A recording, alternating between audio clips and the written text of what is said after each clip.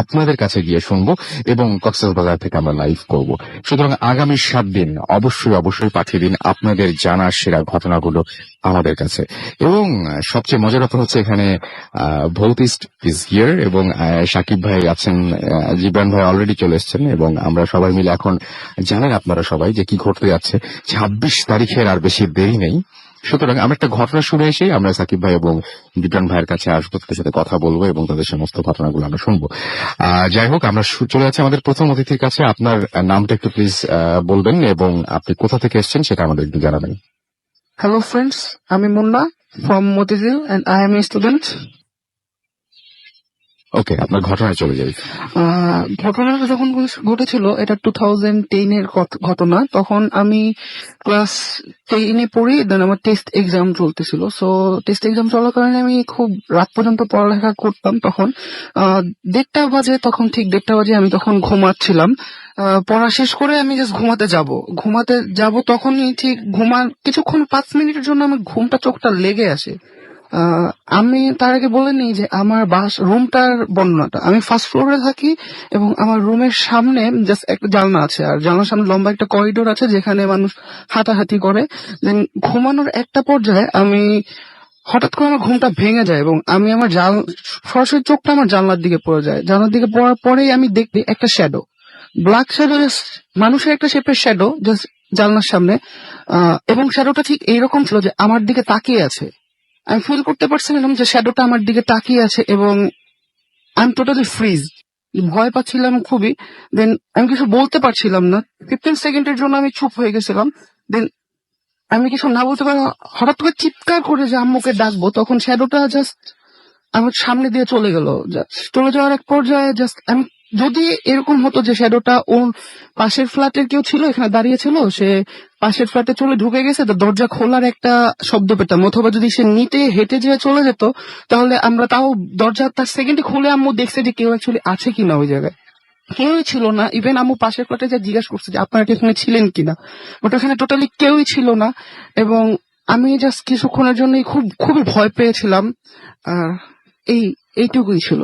আচ্ছা, আপনি তার মানে ওই দিন আপনি প্রচন্ড ভয় পেয়েছিলেন এবং সেই ভয় পাওয়ার ঘটনাটা আপনি আমার সাথে শেয়ার করলেন। আচ্ছা, আমরা একটু এই মুহূর্তে সাকিব ভাই এবং জিবরান ভাই এখানে আছেন, আমরা কথা বলবো তাদের সাথে। এবং আপনারা সবাই জানেন যে একটা ঘটনা ঘটতে যাচ্ছে এবং এই মানে ফার্স্ট টাইম এরকম একটা ঘটনা ঘটছে বাংলাদেশে। এবং ভূত এফএম এ যারা লিসনার রয়েছেন তাদের জন্য একটা বিরাট সুখবর এটা, কারণ এই ফার্স্ট টাইম আপনারা দেখতে পাচ্ছেন 5টা শর্ট ফিল্ম, যেটা অবশ্যই মানে একদমই মানে আপনাদের পছন্দ মাফিক, যারা ভূত এফএম পছন্দ করেন, যারা প্রচন্ড রকমের সাহসী, সে সমস্ত আমাদের লিসেনাররা এবং সেই সমস্ত মানে শুধুমাত্র লিসেনাররা এখন শুধুমাত্র শুনবেন তাই না, দেখতেও পাবেন। তো আমরা একটু কথা বলি সাকিব ভাই এবং জীবন ভাইয়ের সাথে। সাকিব ভাই, কি অবস্থা? আপনার 26 তারিখের দেরি নাই? Hi everybody, hi Russell. Okay, কি কেমন লাগছে এখন? না, খুব টেনশনে আছি। গুছানো, যেটা তুমি ভালো করে জানো, অডিও ভিজুয়ালের কাজ কখনো শেষ হয় না, till it goes on air. আমি মানে এদিকে কোনোভাবে এরকম মানে ব্যাপার যে মিউজিকটা আপনি করছেন বা সুমন? না, আমরা করছি না, বাট আমাদের খুব কাছের মানুষ একজন করছে, ফারহান, যে ক্রিপ্টিফিটের গিটারিস্ট। আচ্ছা, তো he is doing the music. সে অন্যান্য কাজগুলো যেগুলা তুমি যেটা দেখেছো ডক্টর, ওটার মিউজিকও সে করেছে। একদম খুবই মানে ব্রিলিয়ান্ট কাজ। Farhan, the pressure is on. So কালকে in fact we are getting the entire music ডান।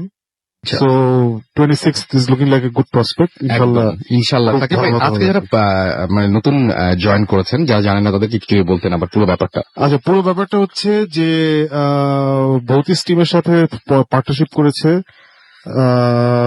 একটা ব্র্যান্ডের নামটা আমি বলতে পারি, তুমি নাম বলতে পারো। Bellissimo is basically partnering with Bhootist and a digital company called Mighty Byte, and it was originally Gibran's idea. So we decided that Halloween আসছে, হ্যালোউইন যারা আমরা ওভাবে চিনি না বা ইংলিশ মুভি টুভিতে দেখেছি, এটা একটু বললে ভালো হয়। হ্যালোউইন হচ্ছে মানে বেসিক্যালি আমেরিকান একটা কালচারাল একটা ফেনোমেনা। ওরা 31 তারিখ, অক্টোবরের 31 তারিখকে ধরে নেয় যে ওদিন সব ওদের সবাই বরাত না, মানে ওরা মনে করে যে ওদিন খুব ভূত প্রেতাত্মা যারা আছে সবাই ঘুরে বেড়ায়। সো ওদের দেশে যেটা করে ওই 31 তারিখে বাচ্চারা ভূত প্রেত সেজে পাড়ায় পাড়ায় বের হয় বিভিন্ন বাসায় গিয়ে ডক করে এবং ওই বাসার Chocolate. লোকজনও হ্যাঁ ওই ভূত প্রেত সেজে থাকে এবং ওরা বাচ্চাদেরকে চকলেট দেয়। আচ্ছা, আমরা একটা জিনিস শেয়ার করেছিলাম আমাদের পেজে এবং অনেকে অনেক ধরনের কথা বলেছেন। এটা নিয়ে সাকিব ভাই বললে আরো বেশি ভালো হবে। সেটা হচ্ছে যে অনেকেই বলছেন যে প্রিপারেশন কিভাবে নিব, একটা তো মুভি দেখার প্রিপারেশন, হ্যাঁ যেমন কস্টিউম থাকে, তারপরে অনেকে মানে এইটা যদি একটু বলতেন সবাইকে ছোট্ট করে। না, preparation basically we would recommend যে কয়েকজন ভালো ফ্রেন্ড বা ক্লোজ আত্মীয় স্বজন বা ক্লোজ কাজিন নিয়ে sit down, have some ice cream, Bellissimo ice cream, have a few snacks and turn off the lights. একদম Turn off the lights, watch it. It's a very short film, so buffer টাফার problem হবে না ইউটিউবে বা ফেসবুকে। আমাদের highest length হচ্ছে বোধহয় 9 minute না 10 মিনিট। না হাইয়েস্ট হচ্ছে না ভর্তি শ্রদ্ধা নিয়ে ভর্তি শুদ্ধ দিয়ে হ্যাঁ ওটাই। সো আর মানে এমনিতে যদি শুরু করে মানে কবে থেকে শুরু করবে, কোন টাইম থেকে শুরু করবে এবং মানে মানে একদম যখন রিলিজ করবে আমি প্রথমে একটা জিনিস ক্লিয়ার করে দিই, this is not the Bhootist series যেটা আমরা 4 বছর আগে থেকে সবাইকে প্রমিস করে আসছি এবং বিচ্যুতি হচ্ছি। এটা ওই সিরিজটা না, ওইটার কাজ এখনো 10% বাকি। আমি বারবার বলি প্রোগ্রামে আসলে যে সুমন ভাই গত 4 বছর ধরে উনার 5 বার ক্যান্সার হয়েছে। সো ক্যান্সার হলে আসলে লং ড্রন আউট এই কোনো শুটিং বা এগুলো করা যায় না, মানে বিভিন্ন স্ট্রাগল করতে হয়। সো এই স্ট্রাগল করার জন্য উনার আসলে এই ভৌতিস্টের যে আমাদের 10% কাজ বাকি ওটা এখনো শেষ হয়নি। বাট হোপফুলি উনার এখন he is cancer free right now. So উনি এই ঠিক হলেই will finish Bhootist and hopefully next year মধ্যে ওই সিরিজটা আসবে।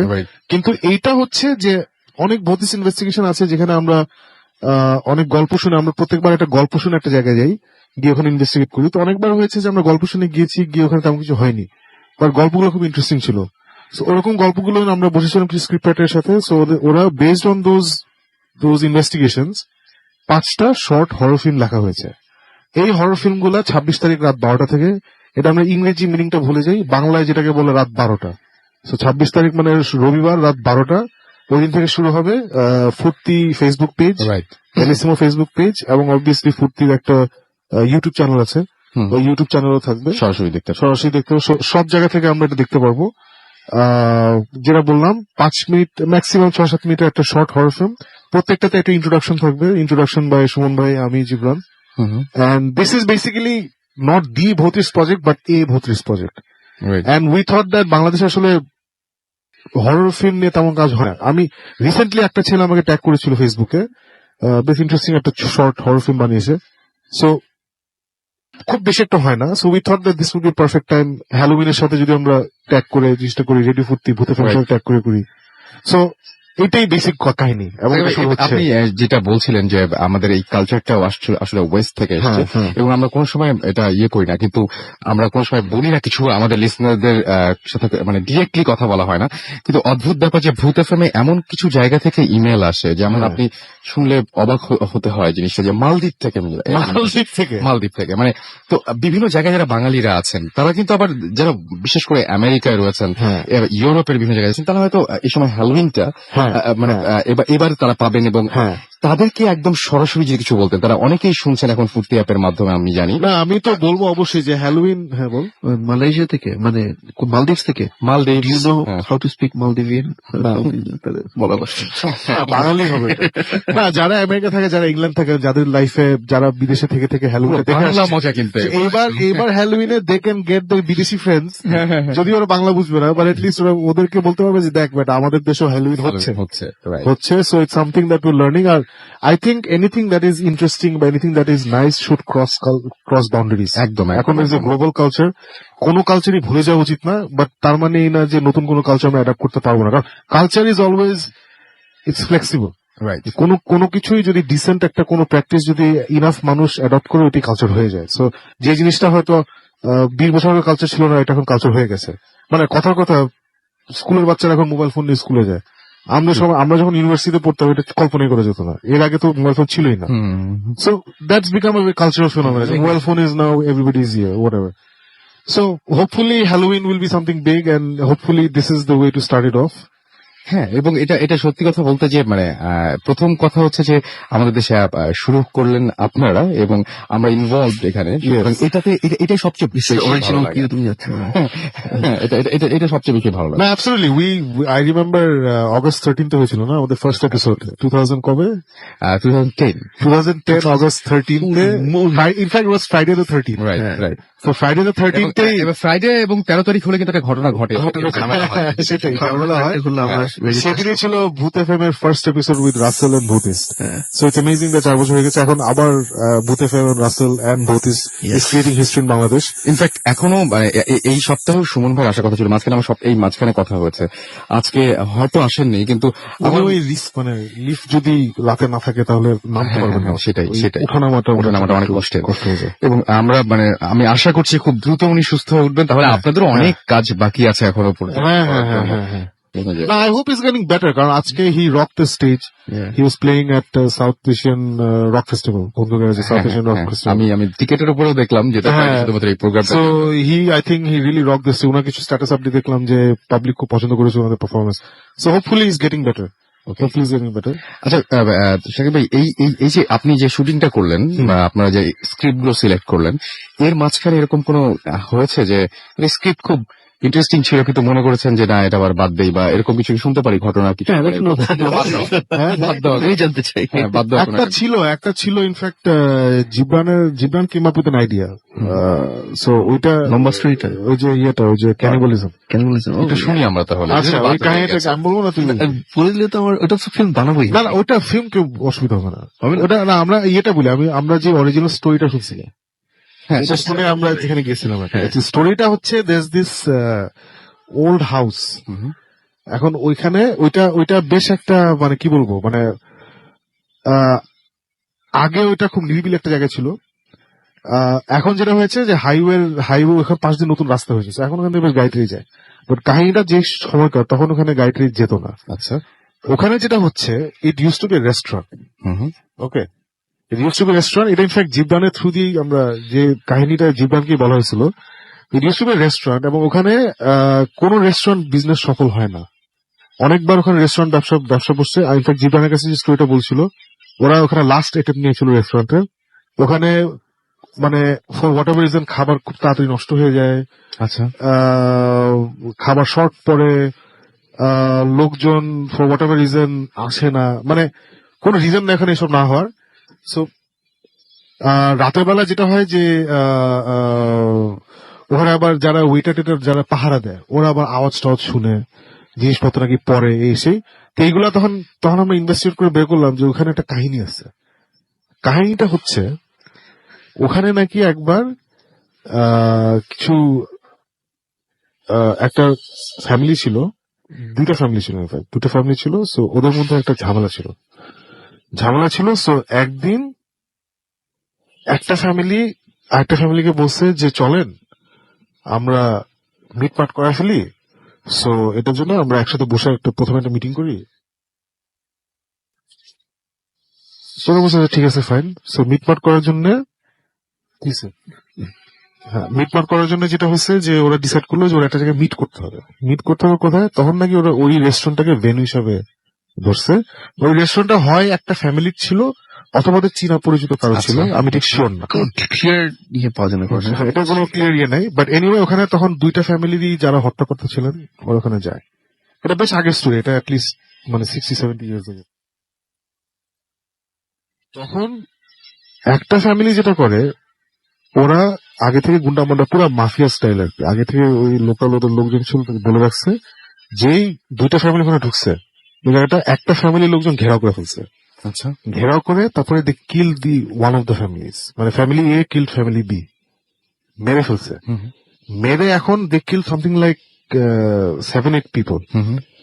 আর এতগুলো লাশ কোথায়, ফ্যামিলির সবাইকে, হ্যাঁ মানে হত্যা করতে যাচ্ছিল, মেরে ফেলছে। মেরে ফেলে এখন লাশগুলা কি করবে, apparently this is আমি জানি না, এগুলো জীবনও জানে না, Nothing is fact. but apparently they cut up the dead bodies and piece করে ফেলেছে, পিস করে এগুলো রান্না করে পরে মানুষকে খাওয়াইছে। ও তো কেন বুঝতেছে এক্স্যাক্টলি। সো এই স্টোরি শুনে আমরা খুব ইন্টারেস্টেড হয়েছিলাম যাতে, তো এই মানে জঘন্য একটা কাহিনী আর কি, যে অ্যাপারেন্টলি ওই ফ্যামিলিকে মেরে তারপরে ডেড বডি কেমনি ইয়ে করবে, কারণ ওরা এবং এটা ঘটেছে এই দেশেই। হ্যাঁ এই দেশে, এবং আজব। মানে ওদের প্ল্যান ছিল যে ওই ফ্যামিলির যারা বাসায় টাসায় ছিল, ওরা তো মানে পাওয়ারফুল মেম্বার গুলো তো সব ওদের কাছে চলে আসছে। বাংলাদেশে ওদেরকে কি বলবে, না ওরা তো বের হয়ে গেছে, আমরা তো জানি না কোথায়।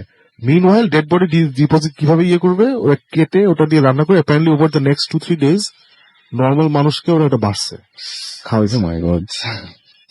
এরপরে নাকি ওখানে বিশাল অভিশাপ পড়ছে একটা, মানে এই কারণ এইটার জন্য, এই এত অলক্ষণ একটা কাহিনীর জন্য এরপর থেকে ওখানে ওই রেস্টুরেন্ট কোনো বিজনেস ওখানে ইয়ে করতে পারে না, রাতের বেলা আওয়াজ হয়, মানে উল্টা পাল্টা জিনিস হয়, হ্যান ত্যান। এবং এটা কিন্তু খুব মানে মজাটা লাগবে যে খাবার খুব তাড়াতাড়ি নষ্ট হয়ে যায়, হ্যাঁ। তারপরে ওই যে শর্ট পরে এই জিনিসগুলো কিন্তু হ্যাঁ মানে ওরা নাকি কোনো হিসাব মিলাতে পারে না, এই না ওই না। সো আমাদেরকে যে কাহিনীটা বলেছিল যে সো ও ফাইনালি ওখানে ব্যবসা করার চেষ্টা করছিল।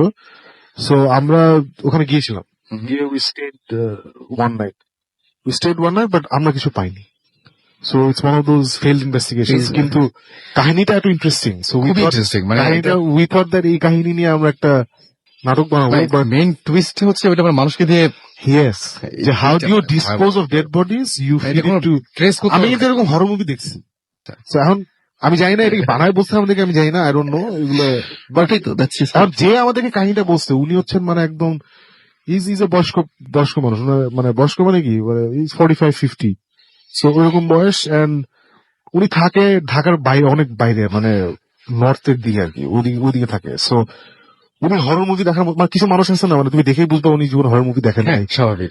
এটা মানে এমনি তো রেয়ার জিনিস। হ্যাঁ, মানে রাস্তাটা রিক্সাওয়ালা এসে যদি এখন এরকম একটা কাহিনী বলে, রিক্সাওয়ালা তো নিশ্চয়ই হরর মুভি দেখে নাই হলিউডের। সো উনি ওরকম আর কি, মানে খুবই সাধারণ একজন মানুষ। উনি এই কাহিনীটা ওদেরকে বলছে যে এইরকম একটা কাহিনী শুনছি, এই রেস্টুরেন্টে ছিল, আমি যাই না, আপনারা এসে একটু দেখেন।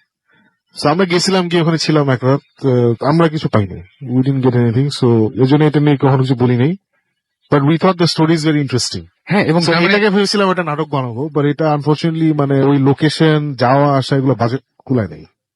বাট এটাকে কিন্তু আমি এখন সেটা দিয়ে আমি এখন বানাই ফেলা, হ্যাঁ। ওটা বলবো না কারণ গিভিং ওয়ে মাই আমি হচ্ছে কেন জিজ্ঞেস করলাম, মানে এই স্টোরিটা শোনার পরে অ্যাটলিস্ট মানুষজন ধারণা করতে পারবে যে স্টোরিগুলো আসছে সেগুলো কিরকম হবে। মানে হ্যাঁ মানে নো ক্যানিবল।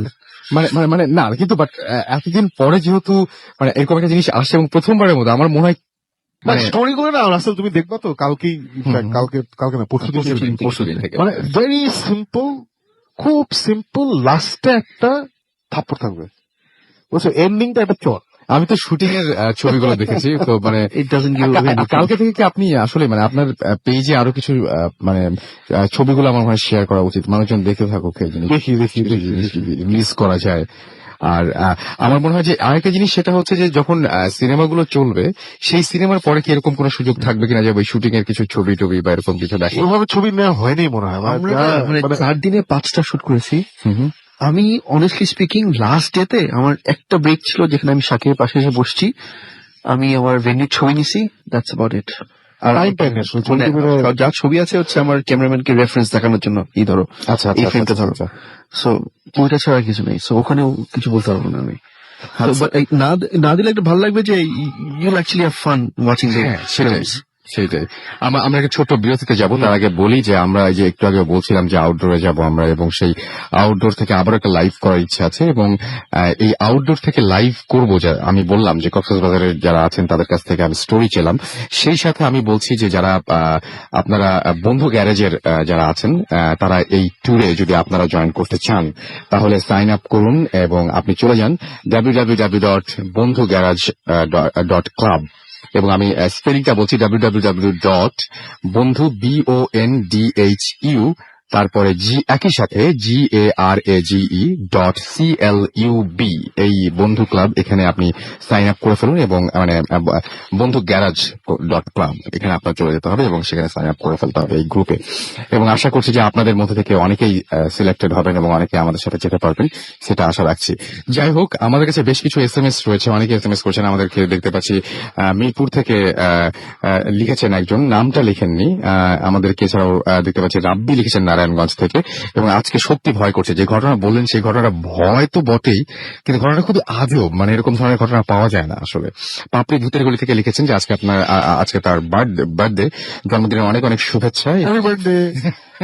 এবং এবং তিনি বলছেন যে আমি ব্ল্যাক ম্যাজিকের মধ্যে পড়ে গেছি, আমার জন্য শুধু দোয়া করবেন সবাই। ওকে, আমরা দেখতে পাচ্ছি সাগর এসএমএস করেছেন আমাদেরকে, এছাড়াও মহাইমিন আমাদের এসএমএস করেছেন নড়াইল থেকে। সাকিব ভাই, জিবরান ভাই কেমন আছেন জানতে চেয়েছেন। খুবই খারাপ। ভালো আছে মাসুম। এবং বলছেন যে কালকে ম্যাথ এক্সাম, তারপরে শুনছেন। ও সাবাস। It will help you with your maths. এবং ম্যাথের পরে আপনার মানে কি বলবো, যে ঠান্ডা করার জন্য, মগজটা ঠান্ডা করার জন্য আসছে কিছু, মানে একদম মানে ঠান্ডা স্রোত বয়ে যাবে আপনার শরীরে, এরকম কিছু মুভিজ, যেটা পরপর 5টা, ওরে বাবা ডাবল ডোজ শুনেছি, কিন্তু এটা একদম মানে নো লেটার পরপর 5টা, মানে ব্যাপারটা খুব আমার কাছে 5টা ওরকম ভাবে মনে হলো কি আমি একটা লোগো চিন্তা করলে আগে পেন্টাগ্রামটা আঁকতাম। পেন্টাগ্রাম দিয়ে আমরা একটা পোস্টার বানাইছিলাম, আচ্ছা। ক্লায়েন্ট বলছে যে না এটা বেশি দিও না। Actually, the history behind pentagram is a symbol of actually good earth. ও আচ্ছা, এটা কিন্তু খ্রিস্টানরা এসে Don't take all the fun away, Jibran. It's evil. Let's stick to it. হ্যাঁ সেটাই, মানে I don't know why. It's I'm misconception. হ্যাঁ ঠিক আছে, it's fine.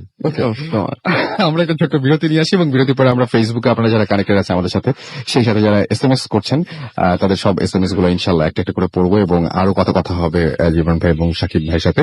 একটা ছোট্ট বিরতির পরে আবার ফিরছি। স্টে টিউনড টু রেডিও ফুর্তি এন্ড ডোন্ট স্টপ দ্য ফুর্তি। Boot FM. The night comes alive.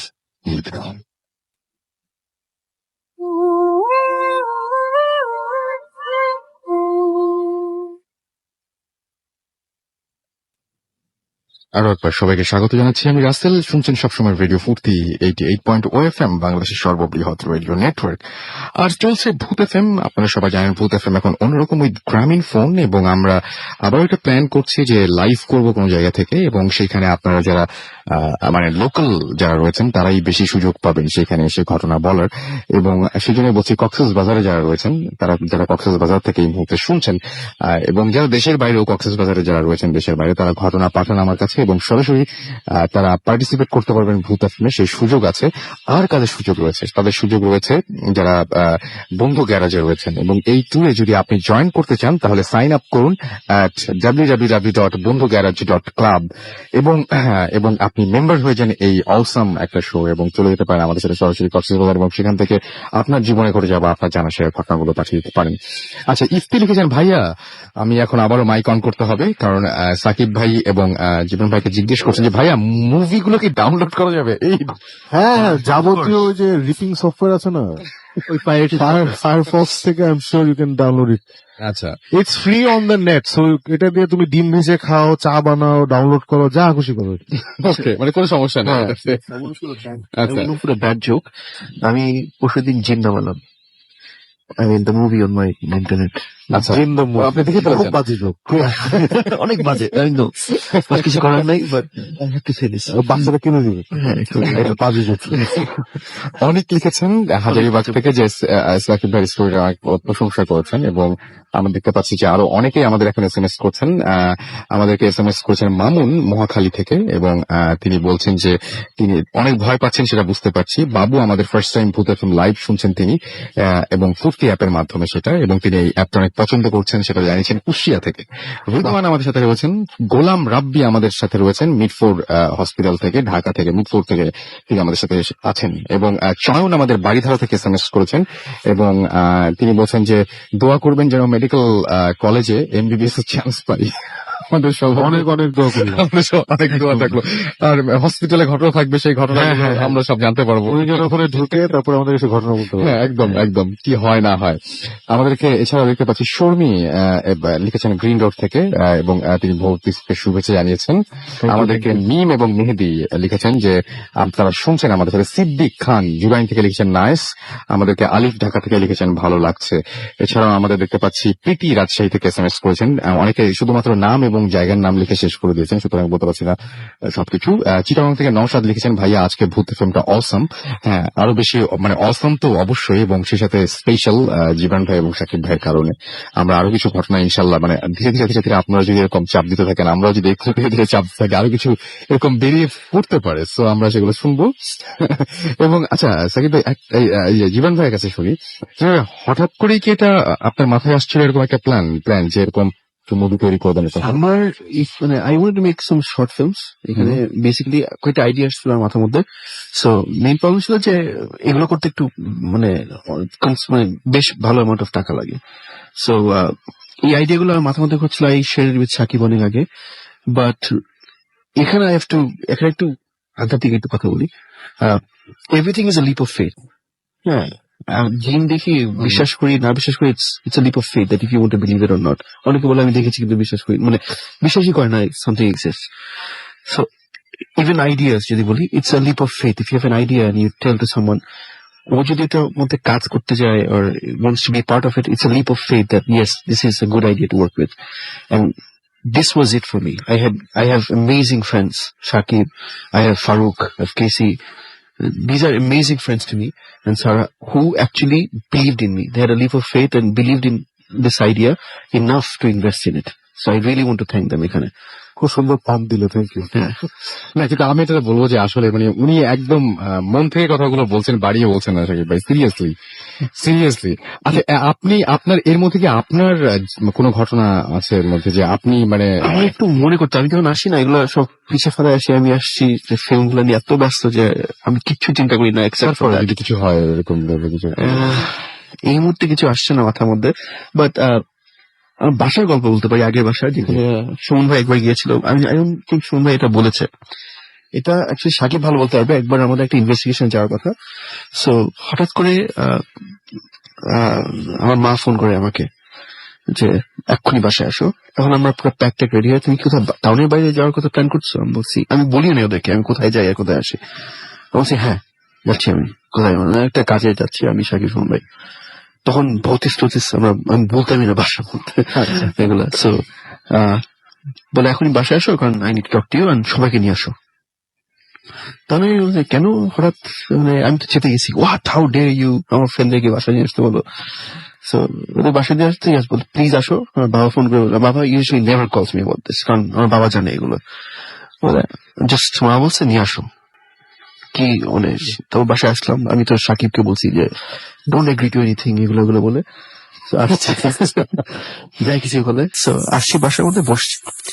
So মা আসছে, মা একটু এসে কথা বলে তোমরা বসো একটু, আমি আসছি এখন, এই চাটা বানিয়ে আসছি। আসতে গেছে তো সুমন ভাই আমাদের ঢুকে হাতের ডান দিকে বিগ সোফা, আর অপোজিট সোফা আমার বাবা বসা, সাকিব ঠিক সুমন ভাইয়ের পাশে বসা, আমি আরেকটা সোফায় বসা। মানে জাস্ট আমি তো পিসড অফ, আমি গেস্টের মতো বসে আছি সোফার মধ্যে, আমি কিছু করবো না।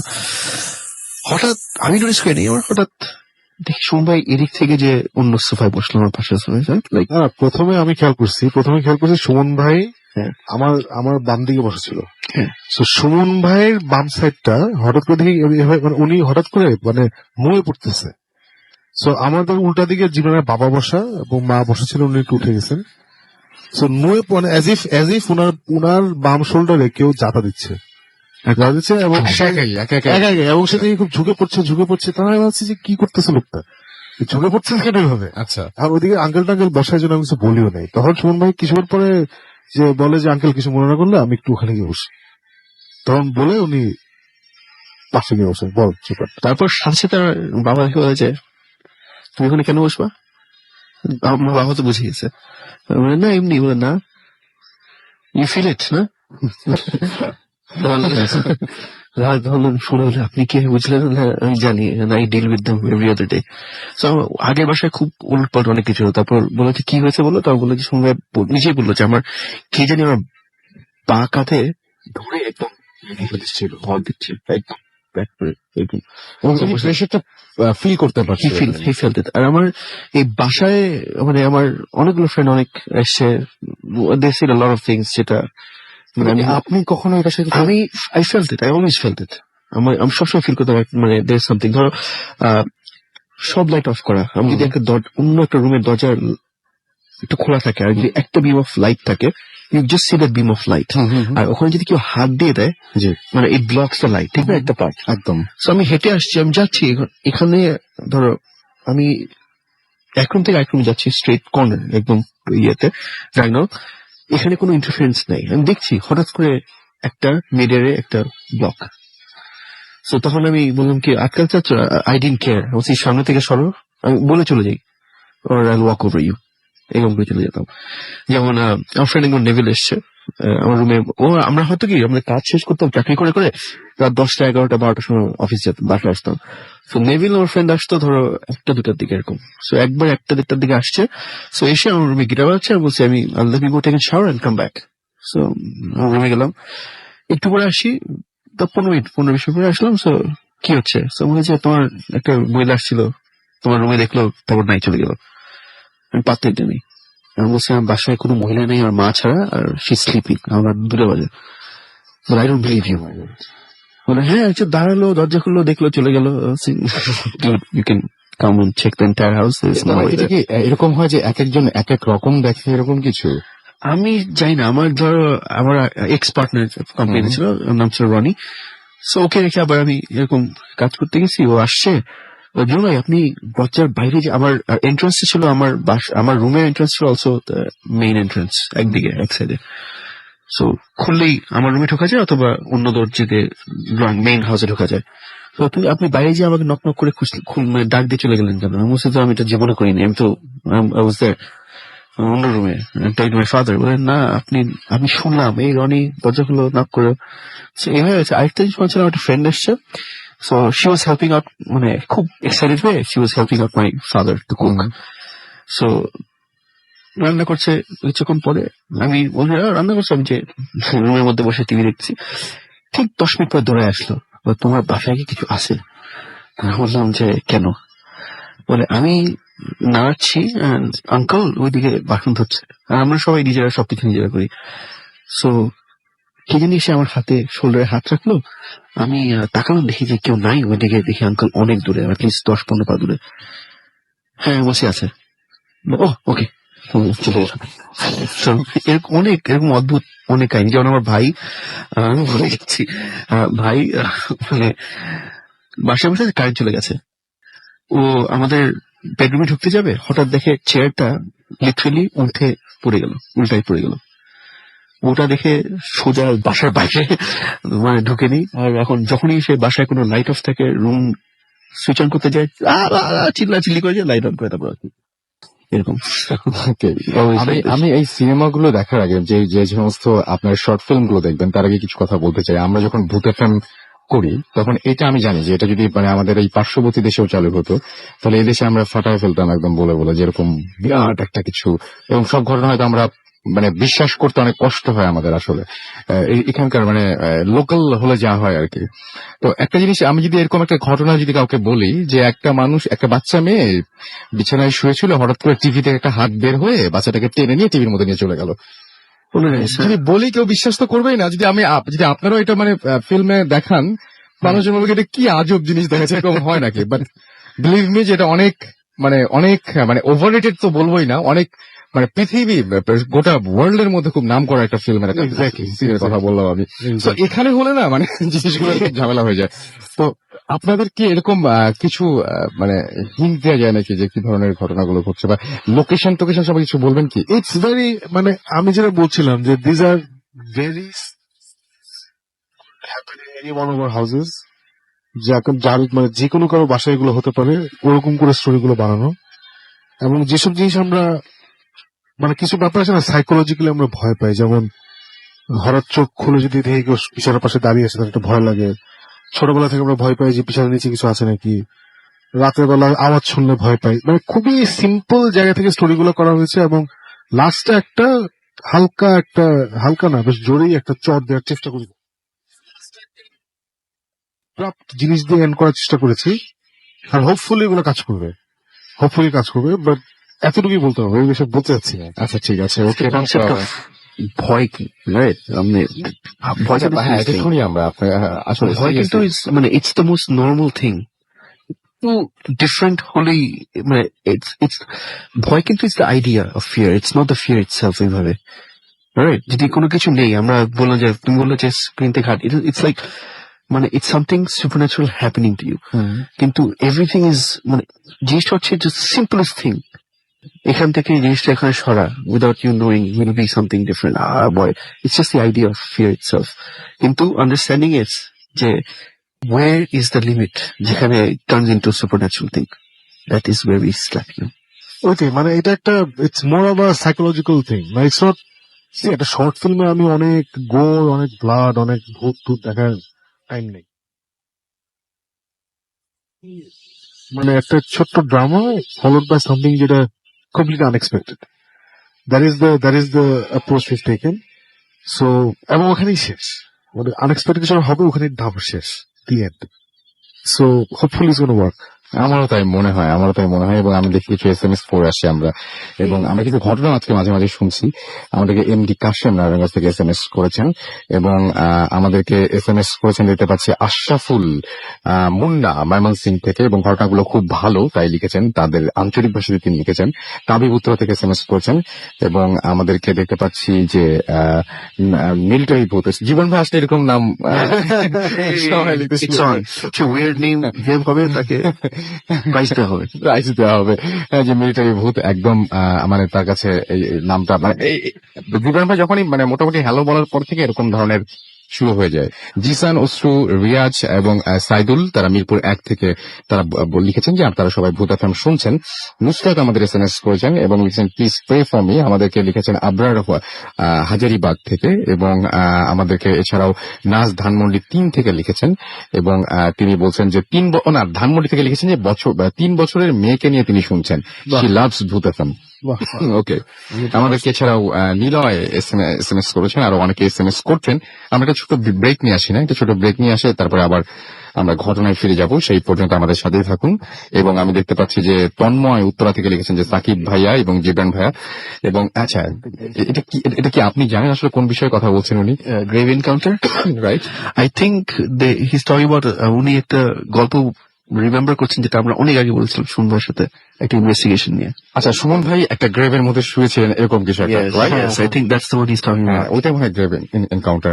আমার তাই মনে হচ্ছে যে এটাও মনে হয় ওই যে ঢাকার বাইরে কোথাও হ্যাঁ, ঢাকার বাইরে ঘটনা ছিল ওইটা, একদম মানে যাতা একদম যাতা। এবং সবচেয়ে বেশি ইয়ে ছিল যে আপনাদেরকে যখন মানে বললো যে না আমি একাই থাকবো এখানে, এটা আরো যাতা। ওটা আমাদের তাহলে বোঝো কি অবস্থা ছিল, ওখানে সবাই একলা থেকে। সেটাই ওইটা ভয়াবহ ছিল। না ওটা আমাদের উপর দিয়ে অনেক মানে it was the most pressure I have gone through. এটা কোন সময় ফিল্ম করার চিন্তা ভাবনা করেছেন? মানে আসলে সিরিয়াসলি ওইটা না, ওইটা ভয়াবহ ব্যাপার ছিল কিন্তু সিরিয়াসলি। না, আমাদের দেশটা তো একটু অদ্ভুত, তো মানে অনেক সেন্টিমেন্ট চিন্তা করে কাজ করে মানে করেছি, বাট ওটা কিছু করা যাবে না মানে। ওকে ওকে, আমাদের মনে হয় যে মানে আপনারা দেখবেন, আপনারা সবচেয়ে বেশি অবাক লাগে আমার কাছে যে ভূত FM এবং মানে ভৌতিস্ট সবাই মিলে যে প্রথমবারের মতো যেটা হচ্ছে, এবং মানে একদম 5টা হরর ফিল্ম বানানো তো ডিফিকাল্ট, এবং সবচেয়ে বেশি ঝামেলা হয়ে যায় মিউজিক এবং লাইটিং নিয়ে। আমার মনে হয় যে মিউজিক এবং লাইটিং সে দুটো জিনিসের ঝামেলা তো মোটামুটি এখন শেষ হয়ে গেছে। Lighting was beautiful. Okay, we waiting for the music. Music হচ্ছে কালকের মধ্যে হয়ে যাবে। ওকে, আমরা ছোট্ট বিরতি নিয়ে আবারও ফিরে আসছি। স্টে টিউনড টু রেডিও ফুর্তি এন্ড ডোন্ট স্টপ দ্য ফুর্তি। Booth FM, the night.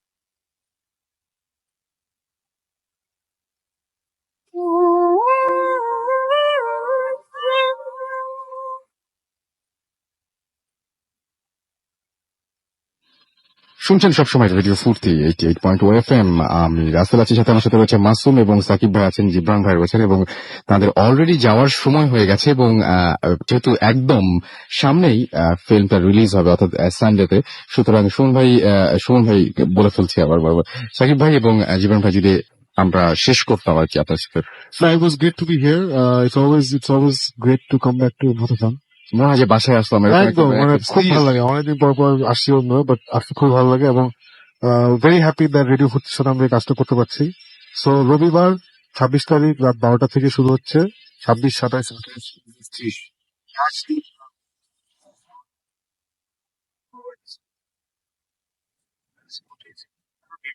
YouTube channel. So see everybody there. Hope you enjoyed the films and যেহেতু শেষ time before the film ends, I'd like to thank all the actors who participated. I'd like to thank my আমাদের amazing crew. পরিচিত কোনো মুখ টুক থাকবে নিশ্চয়ই। Obviously. We have amazing names. We have Pavel Bhai, we have Musoma. We have a lot of people. হ্যাঁ, in fact movie actor আছে সুমিত, তারপর স্বর্ণা, আলিফ, সব মানে Known faces. known faces, I'm not, and you know, I was মানে it was a privilege to work with all of them. Like, খুবই ভালো লেগেছে আর সবাই was so cooperative. একটা নতুন নামও আসছে, আলিফ, and there's this new girl Novaira. She just lux শেষ করলো, না ওইটা মাটাকে প্লে করলো গুরু মিঠু আপা। মানে উনি খুবই পরিচিত মানে খুবই these are পরিচিত names will see. সবাই দেখেছেন, amazing help. আমরা সবাই একসঙ্গে দেখেছি। আপনি Fantastic. সাকিব ভাই, আপনি কয়টার সময় দেখবেন বলেন আপনি? আমি তো লঞ্চ টাইমই দেখবো। আচ্ছা, আমরা তাহলে সবাই ওই টাইমটাই দেখবো যারা যারা আছে এভাবে মানে 100%. I'm just excited, and I hope you enjoy it as much as when we enjoyed making আর it. সবাই প্লিজ একটু দোয়া করবেন ফর সুমন ভাই, হ্যাঁ, so that it please, gets please, better, please. so that ভৌতিস্টের যে অরিজিনাল যে সিরিজটা that gets back on track. এটা একটা বিরাট মানে কারণও আছে, সেটা হচ্ছে যে সুস্থ হলে এটা তো চালু হবেই, আর আপনারা অনেক ধরনের ইনভেস্টিগেশনের অনেক স্টোরি জানতে পারবেন, যে কি হলো না হলো এগুলো সব জানতে পারবেন। সো আমরা খুবই চাচ্ছি, মন থেকে চাচ্ছি, একদম সবাই, আসলে সবাই চাচ্ছেন। গতদিনও অনেকে ইমেল করেছেন। সো আমার মনে হয় যে খুব দ্রুত সুস্থ হয়ে আসবেন। All people who are listening abroad, হ্যাঁ, বাইরে Thank you so in fact much. আমাদের ইনফ্যাক্ট ফ্রেন্ড তো সবসময় ছিল Faisal Jalal. Faisal Jalal, we miss you, man. Hearing this, and anyway, so everybody all around the world, thank you very much. See you guys on Sunday. See you guys on Sunday. ওকে, এতক্ষণ আমরা কথা বলছিলাম সাকিব ভাই এবং জীবন ভাইয়ের সাথে, এবং আপনারা সবাই শুনলেন। এবং আপনাদের কিন্তু বেশি বেশি করে এখন কান রাখতে হবে রেডিও ফুর্তিতে, এবং আপনাদের অবশ্যই ফুর্তি যে সমস্ত ফ্যান পেজ রয়েছে, এবং সেখানে অবশ্যই আপনাদের চোখ রাখতে হবে।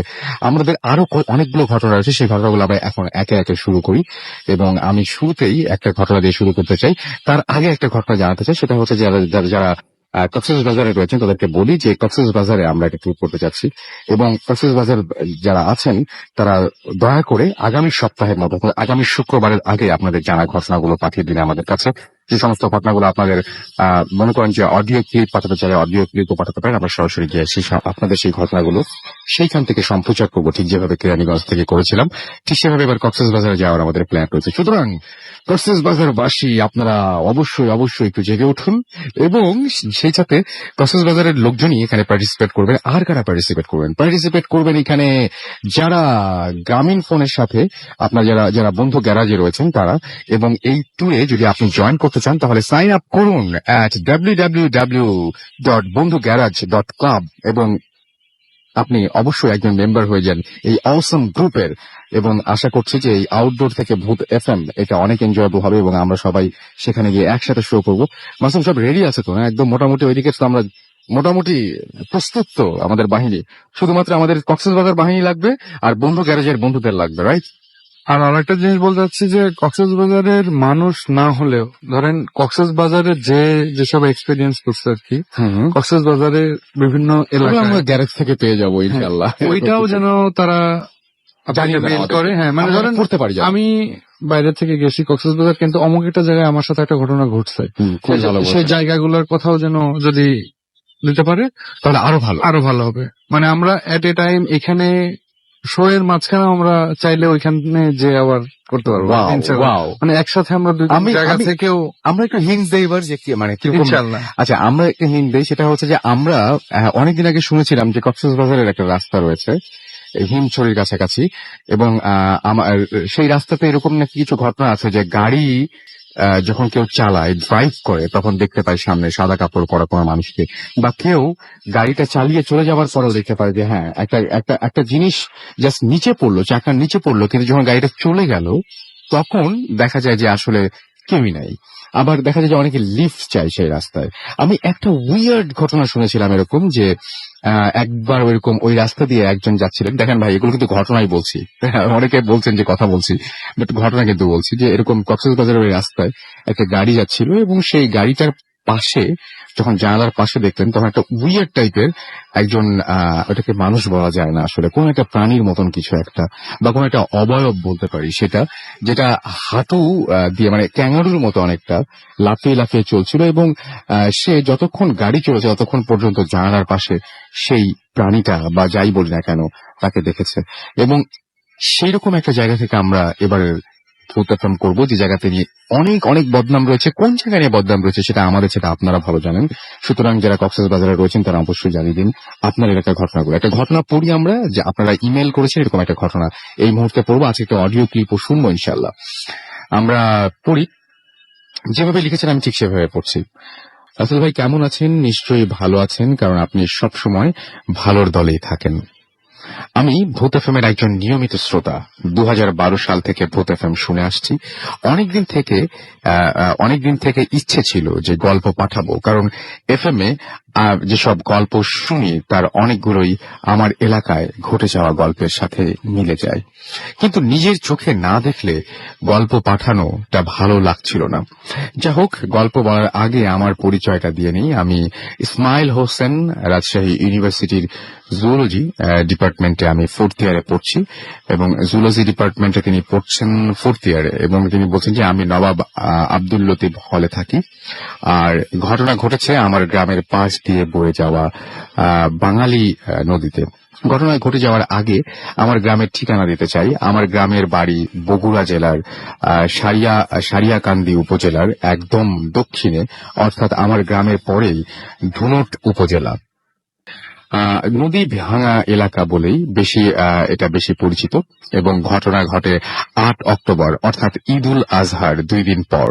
সেদিন আমাদের পাশের গ্রামের একটা ভেলা বাড়ির মধ্যে ফাইনাল ফুটবল খেলা, একটা ম্যাচ ছিল এবং খেলা হয়েছে পাশের গ্রামেই। 2 গ্রামের মাঝ দিয়ে বয়ে গেছে অনেক প্রশস্ত বাঙালি নদী এবং নদীও একদম কানায় কানায় ভরা। এজন্য নৌকো দিয়ে নদী পার হতে হয়। আমি আর আমার কয়েক ফ্রেন্ড মিলে নদী পার হয়ে খেলা দেখতে চাই। আমাদের টিম ভালো খেলছিল না, তাই খেলা শেষ না করেই বাড়ির দিকে আসতে থাকি। পরে জানতে পারি যে আমাদের টিমের টিম 2 গোলে হেরেছে। ঘাটে আসার আগেই মাগরিবের আজান হয় এবং আমার ফ্রেন্ডরা নামাজ পড়ে। ঘাটের কাছে যেতেই দেখি আমাদের গ্রামের লোকজন ঘাট থেকে ঘুরে আসছে। একজন মুরব্বী লোককে জিজ্ঞাসা করলাম যে কি হয়েছে। তিনি বললেন আমাদের গ্রামের এক ছেলেকে পানিতে ডুবিয়ে নিয়ে গেছে। আজ যা হোক, আমার কৌতূহল হলো যে আমার কৌতূহলে বেড়ে গেল এবং আমি একজন ভালো লোকের কাছ থেকে, অর্থাৎ যে ঘটনাটা নিজের চোখে দেখেছে তার কাছ থেকে বিস্তারিত শুনলাম। তিনি বললেন আমরা যখন নদী পার হওয়ার জন্য নৌকায় উঠি তখন আজান দিবে এরকম একটা অবস্থা, এবং নৌকাতে ছিল ইঞ্জিন চালিত নৌকা ছিল একটা, এবং তিনি বলছেন নৌকা একটু যাওয়ার পর ইঞ্জিনের ফ্যান ভেঙে যায়। মাঝি যেটা ছিলেন তিনি বলেন যে ফ্যানটা ঠিক করে আপনাদের পার করে দিব। তো একটি ছেলে, তার নাম বলছি না, সে বলে যে আমার সময় নাই, আমাকে এখনই যেতে হবে। তাই সে সাঁতরে নদী পার হওয়ার জন্য স্টার্ট করে এবং সে শুরু করে সেটা। এবং তখন মাঝি সহ আরো বয়স্ক লোকজন যারা ছিল তারা নামতে নিষেধ করে, কেননা ওই জায়গাটা ভালো ছিল না, আর সময়ও ছিল একদম আজানের সময়, আর নদীও অনেক প্রশস্ত, তার ওপর প্রচন্ড স্রোত। একজন স্বাভাবিক মানুষ ওই সময় সাঁতার দিবে এমন সাহস পাবে না। সে কারো কথা না শুনে স্টার্ট করলো এবং যেতে শুরু করলো এবং সে পানিতে ঝাঁপ দিয়ে যাওয়া শুরু করলো। কিছু যাওয়ার পরে সে আবার নৌকার দিকে আসার চেষ্টা করে, আর নৌকাটা তার দিকে যাওয়ার জন্য হাত ইশারা করে। সাথে সাথে কি যেন একটা দ্রুত তাকে ডুবিয়ে নিয়ে যায়। সবাই ভাবে ছেলেটা হয়তো মজা করছে, কিন্তু সে আর ওঠে না। 2 মিনিট যায়, 4 মিনিট যায়, তবুও ওঠে না। সবাই বলা বলি করতে শুরু করে যে একজন সাধারণ মানুষ তো এত সময় ডুব দিয়ে থাকতে পারে না। তখন সবাই ভয়ে ভরা চোখে পানির দিকে তাকিয়ে থাকে। তখন ছেলেটি জীবিত বা মৃত অবস্থায় কখন ভেসে উঠবে। মাঝি ঘটনাটা বুঝতে পেরে লোকজনদের নিয়ে নামিয়ে দেয় এবং দ্রুত জায়গা থেকে নৌকাটা অন্য জায়গায় নিয়ে যায়। মাঝি সেদিন আর কাউকে পার করেনি, তাই আমরা পাশের গ্রাম দিয়ে হেঁটে বাড়ি যাই। রাতে শোয়ার পর আমার ভূত এফএমের কথা মনে পড়ে, তাই পরদিন তথ্য নেয়ার জন্য অনেকের কাছে যাই। সবাই বলছে যে সে সময় সে সবাই বলছে যে সময় নিয়ে গেছে, পরদিন ঠিক ওই সময়ই ওই জায়গা থেকেই সে ভেসে উঠবে। মানে যে সময় সেই ছেলেটা ডুবে গিয়েছিল পরের দিন সেই জায়গা থেকে আবার সেই সময় ভেসে উঠবে। অনেকেই তার বাবাকে ডুবুরি আনার জন্য বলে, কিন্তু ছেলেটা ছিল অনেক মানে মানে একটু মানে বদমেজাজের, এবং বাবা মা সহ গ্রামের সবাইকে মোটামুটি সবাই তার প্রতি অসন্তুষ্ট ছিল। তাই ওর বাবা উদ্ধারের কোনো উদ্যোগ সেভাবে মানে ওর বাবার সাথে আরো যে সমস্ত লোকজন আছে তারা নেয়নি। দুপুরবেলা নামাজ পড়তে গিয়ে শুনলাম যে ওরা কয়েকজন আত্মীয় কবিরাজের কাছে গিয়েছিল এবং কবিরাজ বলেছে যে এখনো বেঁচে বাঁচিয়ে রাখা হয়েছে তাকে, যদি ওদের নামে কোনো কিছু মানত করা হয় তাহলে সে জীবিতভাবে ভেসে উঠতে পারে। নিজ গ্রামের কবিরাজ, তাই অতটা কেউ গুরুত্ব দেয়নি। যাই হোক, আরো কয়েকজন কবিরাজের সাথে কথা হয় এবং তারাও ঠিক একই রকম কথা বলে, এবং এরকম ঘটনা আগে তারা দেখেছে। সবাই বলছিল যে ঠিক যে সময় নিয়ে গেছে ওই সময়ই ছেড়ে দিবে। আমিও কয়েকজন ফ্রেন্ড মিলে সন্ধ্যার দিকে ওই ঘাটে যাই এবং সেখানে প্রায় কয়েক শত লোক সে সময় দাঁড়িয়ে আছে। আমরা সবাই অপেক্ষা করছিলাম যে কখন লাশটা ভেসে উঠবে। আজানের ঠিক আগ মুহূর্তে যে জায়গা থেকে ডুবে গিয়েছিল ঠিক সেই জায়গা থেকে বুদবুদ ওঠা শুরু করে এবং আস্তে আস্তে তা ভাটির দিকে যেতে শুরু করে। হঠাৎ করে সবাইকে অবাক করে দিয়ে লাশটি ভেসে ওঠে এবং নিজের চোখে না দেখে বিশ্বাস করতে পারছিলাম না যে আর এমন ভাবে ভেসে ওঠে যেন লাশের পা ধরে ওপরের দিকে ঠেলা দিল কেউ। ভেসে ওঠার পর লাশটা খুবই দ্রুত স্রোতের টানে ভেসে যেতে লাগলো। আমরা লাশের পিছে পিছে নদীর পাড় দিয়ে দ্রুত দৌড়াতে লাগলাম। আশ্চর্যের বিষয় হলো নদীতে যেরকম স্রোত ছিল তার চেয়ে অনেক বেশি বেগে লাশটা যাচ্ছিল। 3টি ইঞ্জিন চালিত নৌকা লাশের পেছন পেছন ছুটে প্রায় 200 থেকে 300 গজ দূরে গিয়ে লাশটি ধরতে পারে। আর পরের ঘটনাও অবাক করার মতো। লাশটা নিয়ে আসার পরে দেখা গেল যে লাশের নাক দিয়ে তাজা রক্ত বের হচ্ছে, যেন এখনই মুখে আঘাত করে মেরে ফেলা হয়েছে। সেখান থেকে লাশ ভ্যানে উঠে গ্রামে নিয়ে যাওয়া হয় এবং ছেলের বাড়িতে জোরে গাছা বাজারের পাশেই জোরে, আচ্ছা আমি আসলে ইংরেজিতে লিখেছেন, ইংরেজি অ্যালফাবেটে, সুতরাং অনেক কথা বুঝতে অনেক সমস্যা হচ্ছে, স্পেলিং এ অনেক ঝামেলা আছে। আমাদের গ্রামের নাম জোরে গাছা অথবা জোর গাছা। বাজারের প্রায় সমস্ত লোক লাশ দেখতে আসে আর সবাই লাশ দেখে অবাক হয়, কেননা লাশের মুখটা অস্বাভাবিকভাবে ফুলে উঠেছিল, কিন্তু বুক থেকে পায়ের দিকটা ছিল স্বাভাবিক। যাই হোক, যারা লাশ গোসল করান তারা ভয় পেয়ে লাশটা গোসল করাতে চান না। পরে কে গোসল করিয়েছে তা জানতে পারিনি। পরদিন যারা লাশটি নদী থেকে উঠেছিল তাদের একজনের কাছ থেকে শুনলাম যে লাশের ঘাড় মটকানো ছিল। এত সব ঘটনার পর আর জানা যায় শরীক মানে হতে পারিনি। যাই হোক, এই ছিল মোটামুটি ঘটনা, এবং যদি আমার কাছে খুব অদ্ভুত লেগেছে যে এরকম আমি অনেকের কাছেই শুনি যে যে জায়গা থেকে লাশ নিয়ে যায় আবার সেই জায়গা থেকে একটা নির্দিষ্ট সময় পরে ভেসে ওঠে। এটা কিভাবে সম্ভব? আসলে এটা তো সম্ভব হওয়াটা মানে আমাদের কাছে শুনলে খুব আজব লাগে, কিন্তু যে জায়গা থেকে লাশটা নিয়ে যাওয়া হয়েছিল সেই জায়গাতে আবার ফেরত দেওয়া হয়। এই ঘটনা খুবই অদ্ভুত ব্যাপার। আমি দেখতে পাচ্ছি পিউল আমাদের লিখেছেন বাগেরহাট থেকে যে রাসেল ভাই অসাম স্টোরি, থ্যাঙ্কস। স্বপন আমাদের লিখেছেন হালুয়াঘাট থেকে, আই লাভ ভূত এফএম। আকাশ লিখেছেন আমাদেরকে, রাসেল চিটাগং থেকে লিখেছেন, চকবাজার থেকে লিখেছেন ঘটনাটা অসাম। জাহাঙ্গীর লিখেছেন অনেকদিন পর ভৌতিস টিমকে শুনছি। আমাদেরকে এছাড়াও দেখতে পাচ্ছি মোস্তাক লিখেছেন যে রাসেল ভাই আমাদের গ্রামের বাড়ি লক্ষ্মীপুর থেকে ভূত এফএম ভালোভাবে মানে শুনতে পাচ্ছেন না তিনি। আমি বলবো যে আপনি ফুর্তি অ্যাপ ইউজ করেন এবং আপনি SMS পাঠানোর সঙ্গে সঙ্গে সেই লিঙ্কটা কিন্তু চলে গেছে। সাকিন আমাদের লিখেছেন যে আই এম ফিলিং, তিনি আচ্ছা আমাদেরকে তিনি হচ্ছে অনেক ভয় পাচ্ছেন সেটা বোঝানোর চেষ্টা করেছেন। আমাদেরকে এছাড়াও বনশ্রী থেকে আলতাইর SMS করেছেন এবং ড্রিম নিয়ে ফিল্মগুলো অসম হয় তাই তিনি লিখেছেন। আকাশ লিখেছেন যে আকাশ আলামিন লিখেছেন যে দুই ভাই তারা শুনছেন। হিমেল সাকিব ভাইদের স্টোরিগুলো কবে রিলিজ করবে ইত্যাদিও বলেছেন তারা। তারপরে বলছি 26 তারিখে। পিয়াসা মুন্সিগঞ্জ থেকে আমাদের SMS করেছেন, লিখেছেন আই লাভ ভূত এফএম। সাগর যাত্রাবাড়ি থেকে SMS করেছেন, যাত্রাবাড়ি নবীনগর থেকে, এবং তিনি বলছেন রাসেল ভাই অসম লাগছে স্টোরি। আরো অনেক স্টোরি রয়েছে, সুতরাং একে একে আমরা সেগুলো শুনবো। এছাড়াও দেখতে পাচ্ছি যে আরো অনেকেই আমাদেরকে এখানে SMS করছেন, আমাদের ফেসবুকেও অনেকে কমেন্ট করেছেন, এবং আমাদেরকে দেখতে পাচ্ছি যে খুব ভয় লাগছে লিখেছেন আসমাউল হুসনা কেয়া। ওকে, আসমাউল হুসনা কেয়া লিখেছেন অনেক ভালো লাগছে তার কাছে। এছাড়াও আমি দেখতে পাচ্ছি যে আরো অনেকেই দেখতে পাচ্ছি আমাদের SMS এখানে কমেন্ট করেছেন এবং আমাদেরকে এমডি রনি খান লিখেছেন ভূত এফএম শুনলে তার তেমন ভয় করে না, হাসি পায় না, তবে তার ঘুম এসে যায়। বাহ, চমৎকার। ভূত এফএম আপনার কাছে একটু এরকম সিলেক্টিভ লাগে। আচ্ছা, যাই হোক, সিলেক্টিভ টাইপের ডোজ হিসেবে কাজ করে ভূত এফএম, সিলেক্টিভ টাইপের ডোজ। ওকে, ফাইন, নো প্রবলেম, কোনো সমস্যা নেই। এবং আমাদেরকে এছাড়াও দেখতে পাচ্ছি যে ভালো লাগছে তো লিখেছেন এমডি আফিন। আমাদেরকে এছাড়াও লিখেছেন নিশ্চুপ আলী, লিখেছেন যে কাহিনী কখন কাহিনী হবে ভালো, শুরু হবে ভালো। আমি বুঝতে পারিনি আপনার এটা কি লিখেছেন, কাহিনী কখন শুরু হবে ভালো, এর মানে কি আমি বুঝতে পারলাম না। যাই হোক, এটা ফেসবুকে আছে, আপনারা দেখতে পারেন। আমাদেরকে এছাড়াও দেখতে পাচ্ছি আরো অনেকেই এখানে কমেন্ট করছেন। আপনি যদি কমেন্ট করতে চান তাহলে চলে যান www.facebook.com/radio.futi। আর যারা আমার আরো একটা পেজ রয়েছে www.facebook.com/bhutfm.russell, এখানে আপনারা যে কমেন্ট করতে পারেন। আমাদের SMS রয়েছে, SMS প্যানেল, সেখানে আপনি SMS পাঠাতে পারেন সরাসরি মোবাইলের মেসেজ। আপনাকে টাইপ করুন ফুর্তি, FORTI, ফুর্তি, স্পেস দিয়ে লিখুন আপনার নাম, স্পেস দিয়ে আপনার মেসেজ পাঠিয়ে দিন 9840 নম্বরে। আমরা চলে যাব আমাদের প্রথম অতিথির কাছে আরো একবার, এবং আমরা তার কাছ থেকে কিছু ঘটনা শুনবো আবারও। আচ্ছা, আপনি আরো কিছু ঘটনা আমাদের বলছিলেন যে আপনি ভয় পেয়েছেন, এরকম একটা ঘটনা বলছেন। আচ্ছা, তার আগে আপনার নামটা আমরা আরেকবার শুনি, এবং কি নাম আপনার? Hey there, I'm Munna from Motizir. আরেকবার বলেন নামটা। Hey there, I'm Munna from Motizir. আচ্ছা, আপনার ঘটনাটা আমরা শুনি।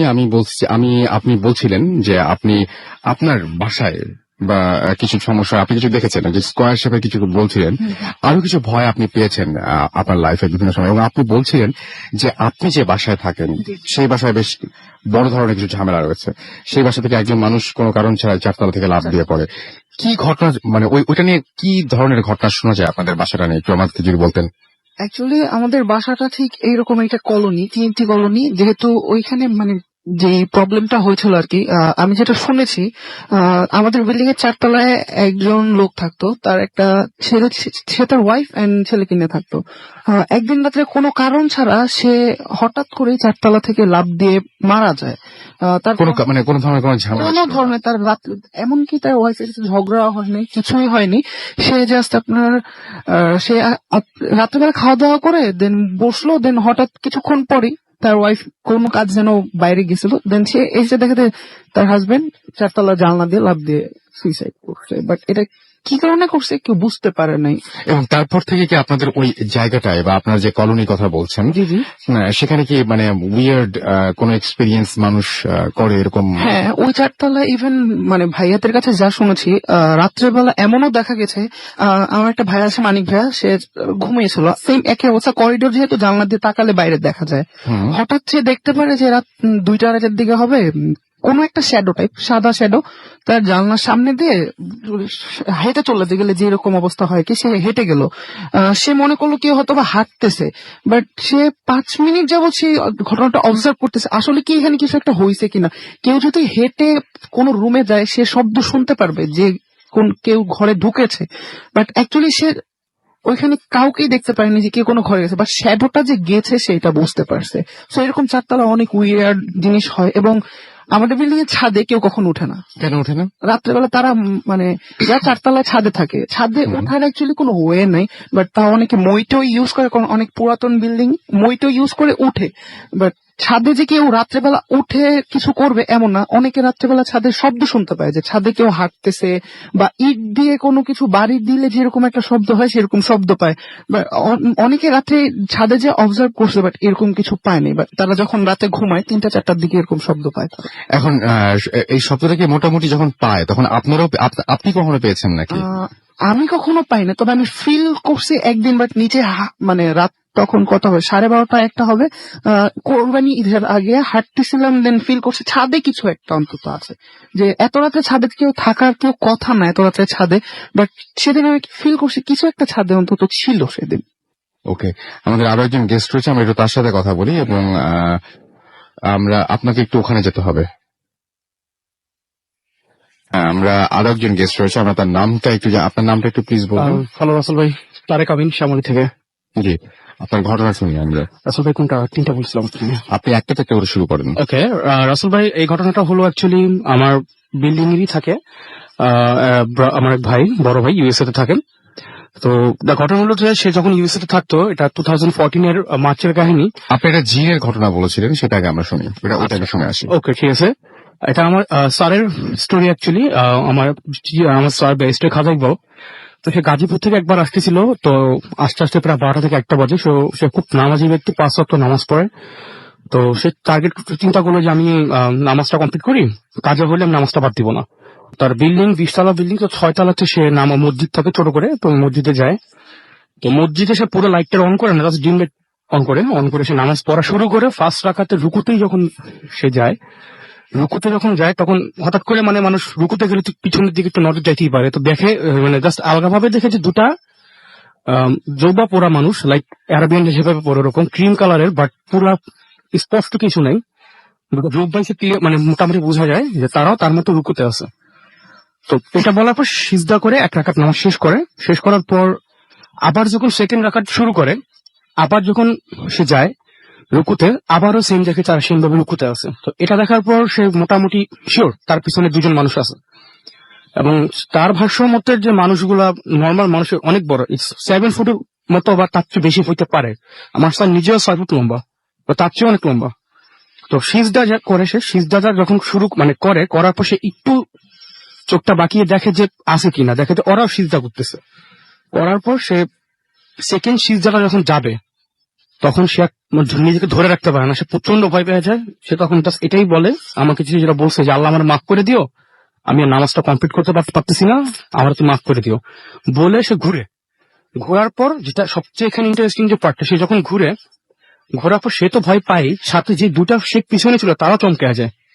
তারা মেবি তার কথা মতে তারা এক্সপেক্ট করতে পারে না যে উনি এভাবে নামাজটা ছেড়ে দিয়ে ভয়ে যে ঘুরে ফেলবে।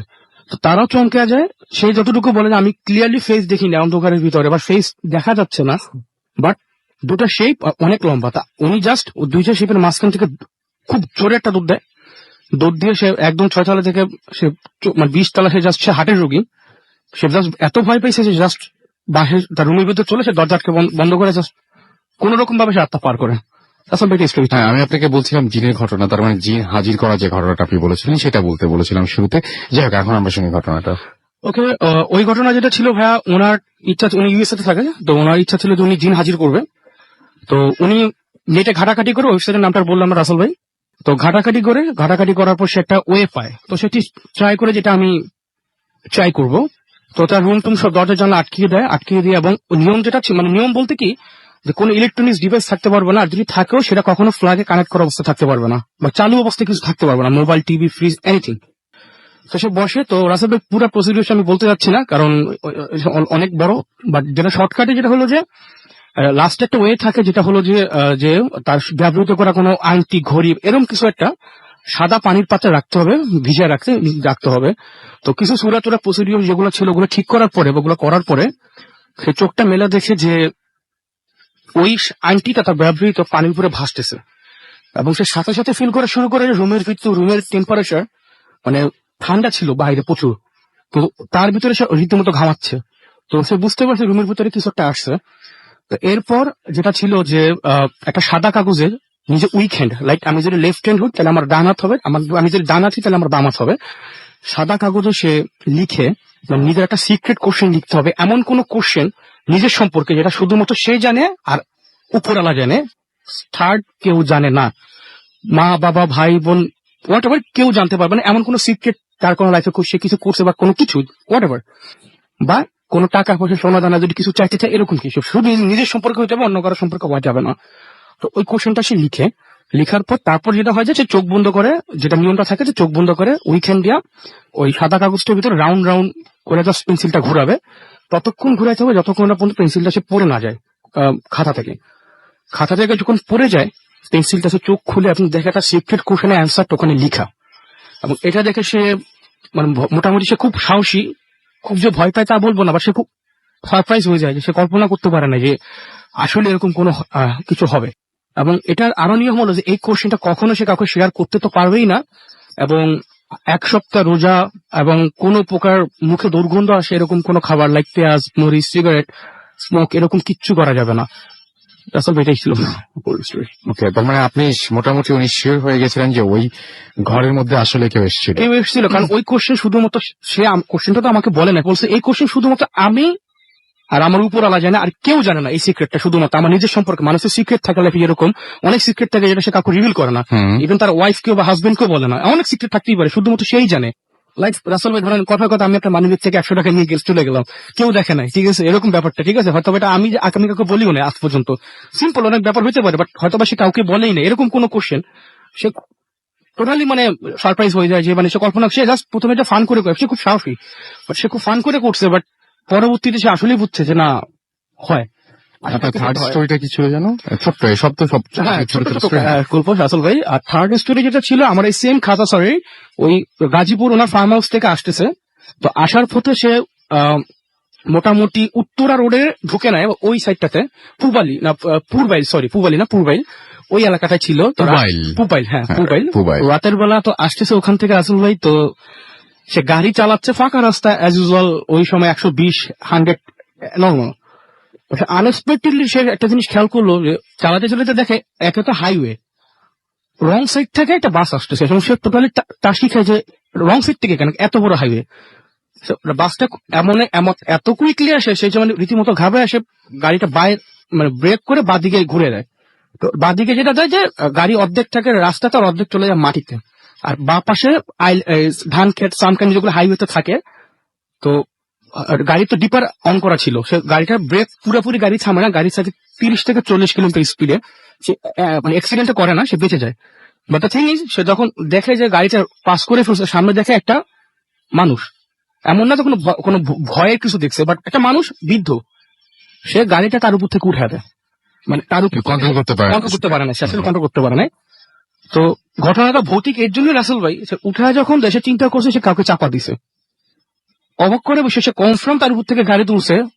গাড়িটা যখন সে ব্রেক করে, থামায় না অ্যাকচুয়ালি, জাস্ট ব্রেক করে, আরো ব্রেক করে 10 স্পিডে নিয়ে আসে, রিভার মিরর তো দেখে যে ওই মানুষ এটা যাচ্ছে। স্যার রীতিমতো মানে কি বলা যায় যে অ্যাক্সিডেন্টের চেয়ে মনে এটাতে সে বেশি ভয় পাইছে, যে কি ব্যাপার, আমি তো ওনার উপর গাড়ি তুললাম, উনি পাস করলো কিভাবে আমার গাড়ির ভিতর থেকে, মানে কিভাবে পসিবল।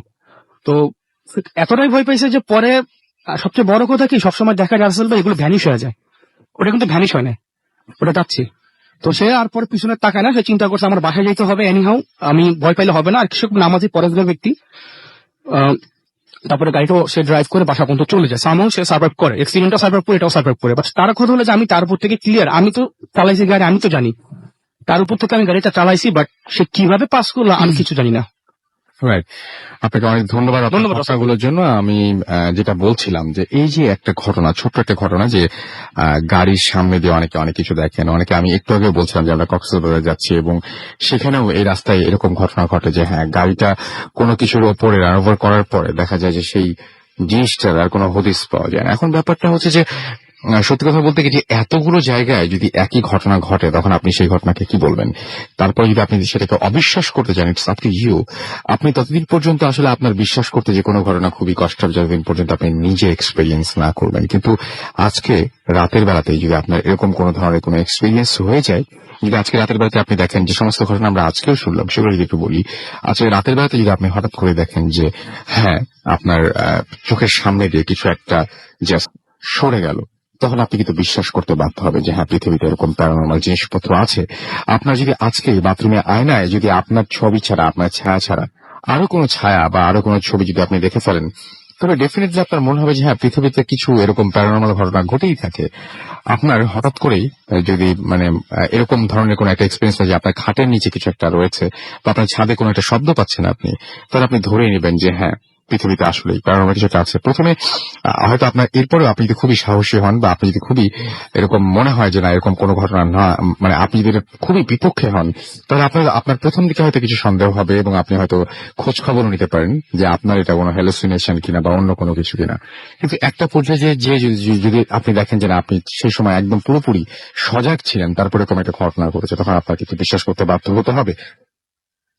মুশকিলটা হয় তখন আপনি যে ঘটনাটা বলবেন সবাইকে আপনার ঘটনাটা, সেটা যদি কেউ বিশ্বাস না করে। তো আমাদের মাঝে মাঝে এরকম পরিস্থিতিতে পড়তে হয়।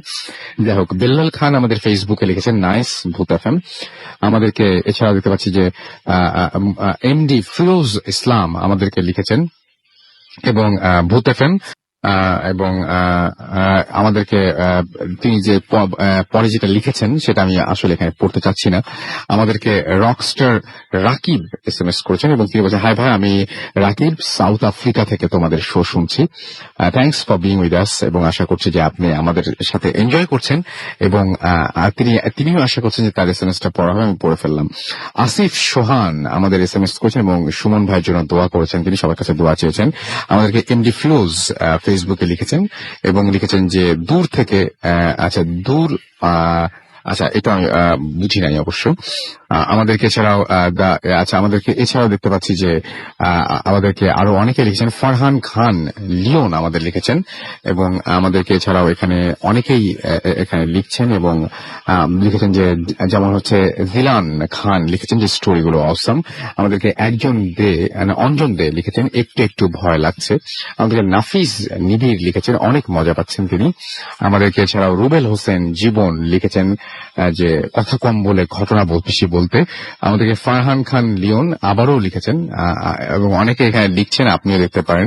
আমাদেরকে লিখেছেন এমডি ফিরোজ ইসলাম যে ভাই ভয় চাই। আমাদেরকে এছাড়াও দেখতে পাচ্ছি ফরিদ খান এসএমএস করেছেন, এসএমএস না, এখানে ফেসবুকে কমেন্ট করেছেন এবং আমাদেরকে এছাড়াও তিনি বলছেন যে ঘটনাটা তিনি একটু আগে শুনেছেন, সেই ঘটনাটা মানে সাকিব ভাই এবং জীবন ভাই যখন ছিলেন তখন সে ঘটনাটা আগেও তিনি একবার শুনেছেন। হ্যাঁ, আমার কাছে মনে হয় যে সুমন ভাই একটা সময় এটা বেশ বড় করে বলেছিলেন, সেটা আমার মনে আছে একটু একটু।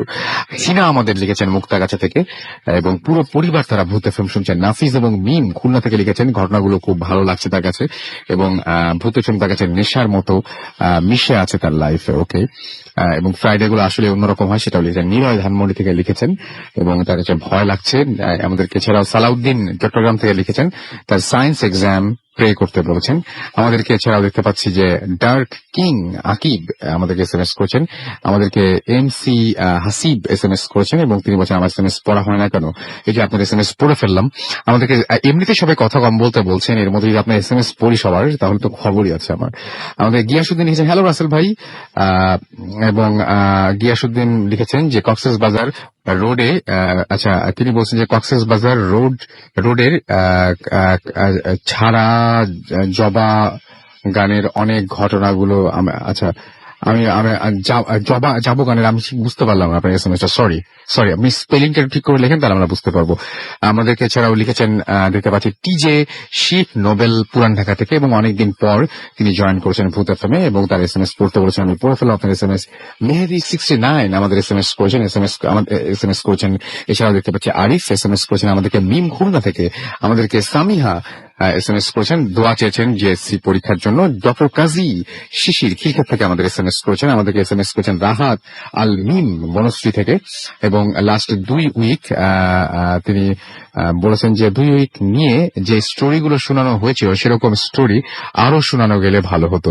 ওকে, আমাদেরকে আরো অনেকে এসএমএস করছেন। আপনি যদি এসএমএস করতে চান তাহলে মোবাইলের মেসেজ অপশনে গিয়ে টাইপ করুন ফুর্তি FORTI ফুর্তি স্পেস দিয়ে লিখুন আপনার নাম, স্পেস দিয়ে আপনার মেসেজ পাঠিয়ে দিন 9840 নাম্বারে। যদি আমাদের ইমেল করতে চান তাহলে আমাদের ইমেল অ্যাড্রেস হচ্ছে bhootfm@radiofurti.fm which is BHWTFM@RADIOFORTI.FM। আমাদের ফেসবুক ফ্যান পেজের অ্যাড্রেস হচ্ছে www.facebook.com/radio.furti www.facebook.com/bhootfm.russell।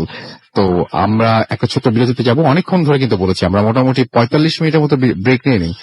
একটা ব্রেক নিব এবং ব্রেকের পর আবারও ফিরে আসছি এবং একটা ছোট্ট একটা অডিও ক্লিপ থাকবে বোধহয় না, এবার আমাদের একটা অডিও ক্লিপও আছে যেটা মাসুম আপনাদের জন্য রেডি করে রেখেছে একদম, সো সেটাও শুনতে পাবেন। স্টে টিউনড রেডিও ফুর্তি এন্ড ডোন্ট স্টপ দ্য ফুর্তি। Fam, the night comes alive.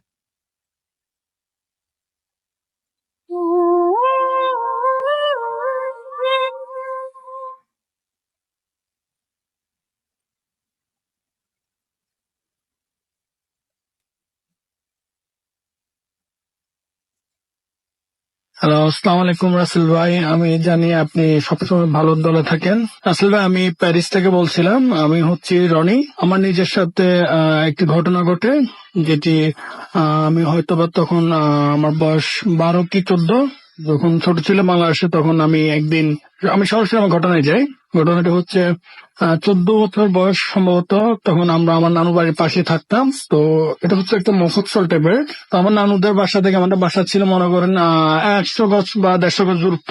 তো যথারীতি আমাদের এখানে একদিন কারেন্ট ছিল না, তো আমি নানুর বাসায় যাচ্ছি বাসা থেকে। তো বাসায় গেলাম, নানুর বাসায় যে আমি কাজ শেষ করে কাজে গেছিলাম, কাজ শেষ করে আমি আবার বাসায় আসছিলাম। আমাদের বাসায় আসার সময় পুকুর পাড় দিয়ে আসতে হয়। আমি পুকুর পাড় দিয়ে তখন নিজের মনে ছোট মানুষ তো গান গাইতে গাইতে আসছিলাম। হঠাৎ করে আমার মনে হলো পুকুর পাড়ে যে আমি কোনো পুকুর পাড়ে হাঁটছি না, আমি হয়তো বা হাঁটছি কোনো এমন একটি জায়গায় যেখানে শুধুমাত্র আমি একা, এবং আমি একটু কোনো অন্ধকার কোনো সুড়ঙ্গ বা কিছুর মধ্যে দিয়ে হাঁটছিলাম। তো আমার মনে তখন কোনো কিছু নেই, এত অন্ধকার ছিল। তো হঠাৎ করে মনে হলো আমার মাথার উপর দিয়ে কিছু একটা ঠান্ডা বাতাস দিয়ে বয়ে গেল।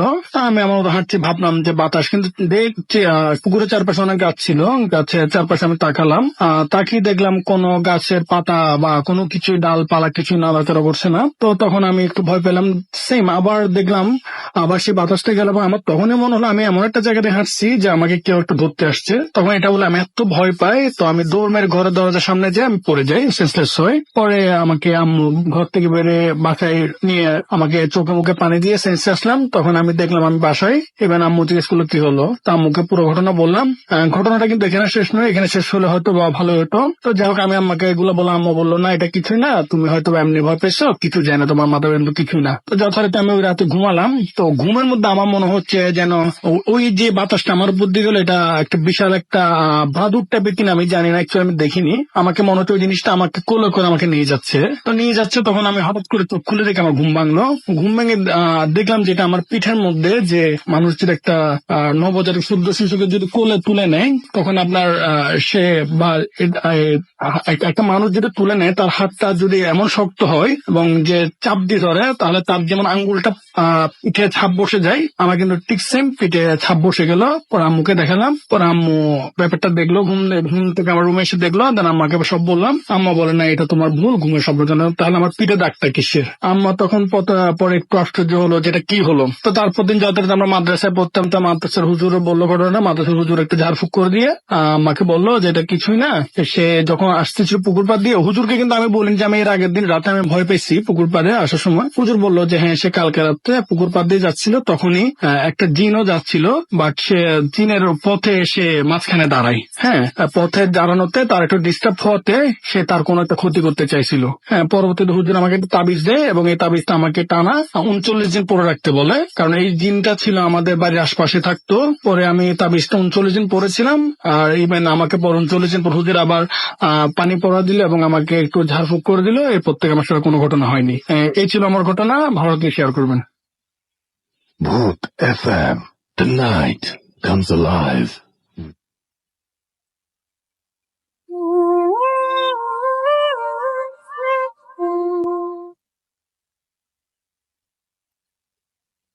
Yes, the night comes alive with গ্রামীণ ফোন। শুনছেন সবসময় রেডিও ফুর্তি, আর চলছে ভূত এফএম।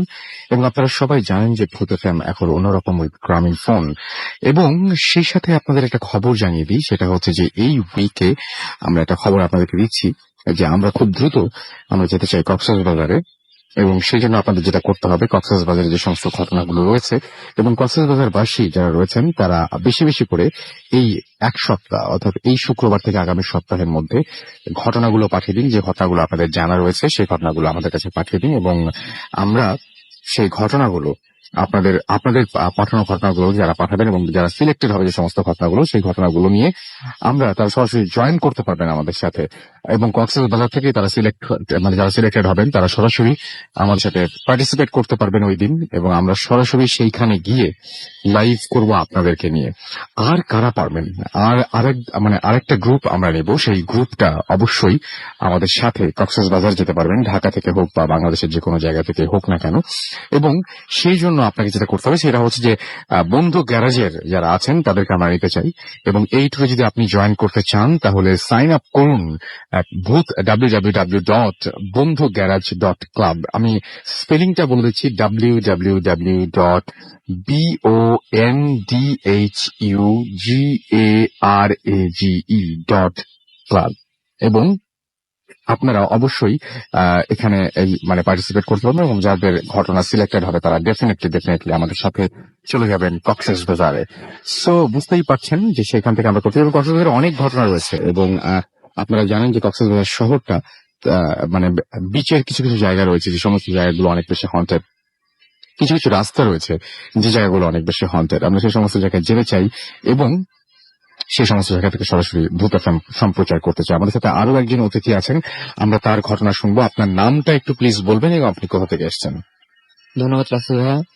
আমার নাম আরাফাত ইসলাম, আমি মিরপুর 1 থেকে আসছি। আচ্ছা, আপনি বলছিলেন যে আপনার মামির সাথে একটা ঘটনা ঘটে গেছে, যে ঘটনাটা বেশ ভয়ঙ্কর। আমরা শুনি ঘটনাটা। হ্যাঁ, আমার মামির সাথে ঘটনাটা এখন বলতেছে। আমার মামি তার 2টা বাচ্চা, একটা মেয়ে একটা ছেলে। তো মেয়েটা অনেক বড় আর ছেলে ছোট। তো ছেলে আর মেয়েকে নিয়ে সে মানে স্কুলে ছুটি হয়েছে, তার কারণে তার বোনের বাসায় বেড়াতে গেছে। তো সে বোনের বাসায় বেড়ানোর পরে এখন সবাই মিলে বিকালে ঘুরতে বের হয়েছে। তো অনেক ঘোরাঘুরি করার পরে এখন নাস্তা পানি করার পরে সন্ধ্যা থেকে যখন আসে তারা মানে বাসায় ফেরে, তখন ভাজা পোড়া কেনে আর কি, যে চপ সিঙ্গারা পুরি এগুলো কেনে।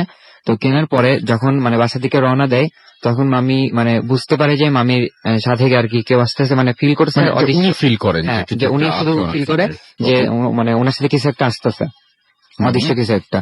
তো মামি যখন সিঁড়ি দিয়ে উপরে ওঠে তখনও ফিল করে, বাট মামি ঘরের ভিতরে ঢোকে, তারপরে মামি একইভাবে ফিল করতেছে, বাট মামি মানে কিছু মনে করতেছে না। তো মামি, কারণ মামি হচ্ছে অভ্যস্ত, মামির সাথে অনেক কিছু ঘটছে এর আগে। তো মামি খাওয়া দাওয়া করে, ওদের সাথে আড্ডা মারার পরে রাতে যখন ঘুমাতে যাই তখন মামি ছেলেকে নিয়ে ঘুমাতে যাই আর মেয়ে অন্য রুমে ঘুমাই। তো মামির ছেলেকে নিয়ে ঘুমাই, বিছানায় শোয়ার পরে মামির ছেলে ঘুমিয়ে যায়। ঘুমানোর পরে এখন মামি কিছুক্ষণ মানে কিছু রাত বেশি হওয়ার পরে মামি যেটা ফিল করে সেটা হচ্ছে মামির বেডের চারপাশে যদি কেউ মানে হাঁটে, মানে এমন একটা শব্দ মামি ফিল করতেছে। তারপরে মানে যতই রাত বেশি হয় ততই হাঁটার শব্দটা একটু দ্রুত হচ্ছে। তো মামি ভয়টা কাটানোর জন্য বলে যে মানে তার ছেলেকে বলে, ওয়ালিদ তুই কি ঘুমাইছিস? কিন্তু মামি জানে তার ছেলে অনেক আগে ঘুমাইছে, মানে কথা বাই করার জন্য এই কথাটা বলে। তো এই কথাটা বলার পরে আস্তে আস্তে হাঁটার শব্দটা কমে আসে, ঘুমতে একসময় নাই হয়ে যায়। তখন মামি আর কি মানে মনে করে যে এখন সমস্যা হবে না, এখন আমি ঘুমাসে যাই। তো আমি তখন ঘুমাসে যাচ্ছে, এমন সময় আমি যেটা আর কি টের পাই যে মামির মানে মাথা নিচে যে বালিশটা রয়েছে সেই বালিশটা যদি কেউ মানে কামড়ে খাই, মানে এমন একটা শব্দ হচ্ছে, তোলা বের হচ্ছে। তো মামি এই শব্দটা শোনার পরে প্রচন্ড পরিমাণে মামি ভয় পেয়ে যায়। মামি এখন চিৎকার করবে না কি করবে আমি বুঝতে পারতেছে না। তখন মামি একটু মানে নামাজ পড়ে দোয়া দুরুদ জানে। তো মামি দোয়া দুরুদ পড়ে চারপাশে ফু দেওয়ার পরে আস্তে আস্তে কমে আসে, মানে সমস্যাটা কমে আসে, মামি ভয় কমে আসছে। পরে মামি ঘুমাসে যায়। ঘুমাসের পরে সকালে উঠে যেটা দেখে মামি, তার বিছনা টিছনা সবকিছু ঠিক আছে, আশেপাশে সবও ঠিক আছে, বাট তার ছেলে বিছানায় নাই। সে একটু চিন্তিত হয়ে যায়। তারপরে ওঠার পরে যেটা দেখে খাটের নিচে তার ছেলে আছে। তারপরে মামিকে আমি জিজ্ঞেস করি, মামি আপনার মানে বালিশের কি হয়েছিল? পরে মামি বললো বালিশে কোনো সমস্যা হয়েছিল না, আমাকে ভয় দেখানোর জন্য মানে আর কি এরকম করছিল যে বালিশ খাচ্ছে, এরকম শব্দ হচ্ছে। এটা ছিল আমার সাথে ঘটা। ওকে, এটা ছিল আপনার ঘটনা এবং সেই ঘটনাটা আমরা এতক্ষণ শুনলাম। আমাদের কাছে আরো অনেকেই এখানে ঘটনা পাঠান এবং আমি একটা জিনিস বলবো যে অনেকে আমাদের বলেন যে আমি কোনোদিন জীবনে কোনো কিছু এক্সপেরিয়েন্স করিনি, তো মানে এক্সপেরিয়েন্স করতে চাই। আসলে ব্যাপারটা হচ্ছে আপনি যদি কোনোদিন কোনো কিছু নাও দেখেন, হঠাৎ করে অন্ধকারে আপনি কোনো একটা কিছু হঠাৎ করে ফিল করে ফেলতে পারেন, মানে হঠাৎ করে। আমার যেমন আজকে আমার কখনো কিন্তু এরকম হয় না, আমি যখন স্টুডিওতে আসছিলাম তখন হঠাৎ করে অন্ধকারে আমার মনে হলো যে এখানে কিছু একটা আছে বা হঠাৎ করে কিছু একটা দেখবো।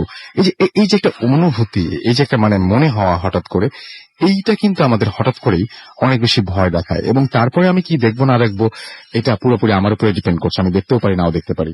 আমি কিছু SMS করবো, তবে তার আগে আরো একটা ঘটনা আমি আপনাদের শোনাতে চাই, যে ঘটনাটা একজন লিখে পাঠিয়েছেন। আমি জানি না যে এই ঘটনাটা এর আগেও পড়া হয়েছে কিনা, আই হোপ পড়া হয়নি, আর যদি হয়েও থাকে আমার মনে হয় যে ভালো লাগতে পারে আপনাদের। হ্যাঁ রাসেল ভাই, আপনি কেমন আছেন বলবো না, কারণ আমি জানি আপনি সবসময় ভালোর দলে। আমি নাটোর থেকে সোহান বলছি। আমি সময়ের অভাবে স্টুডিওতে আসতে পারলাম না।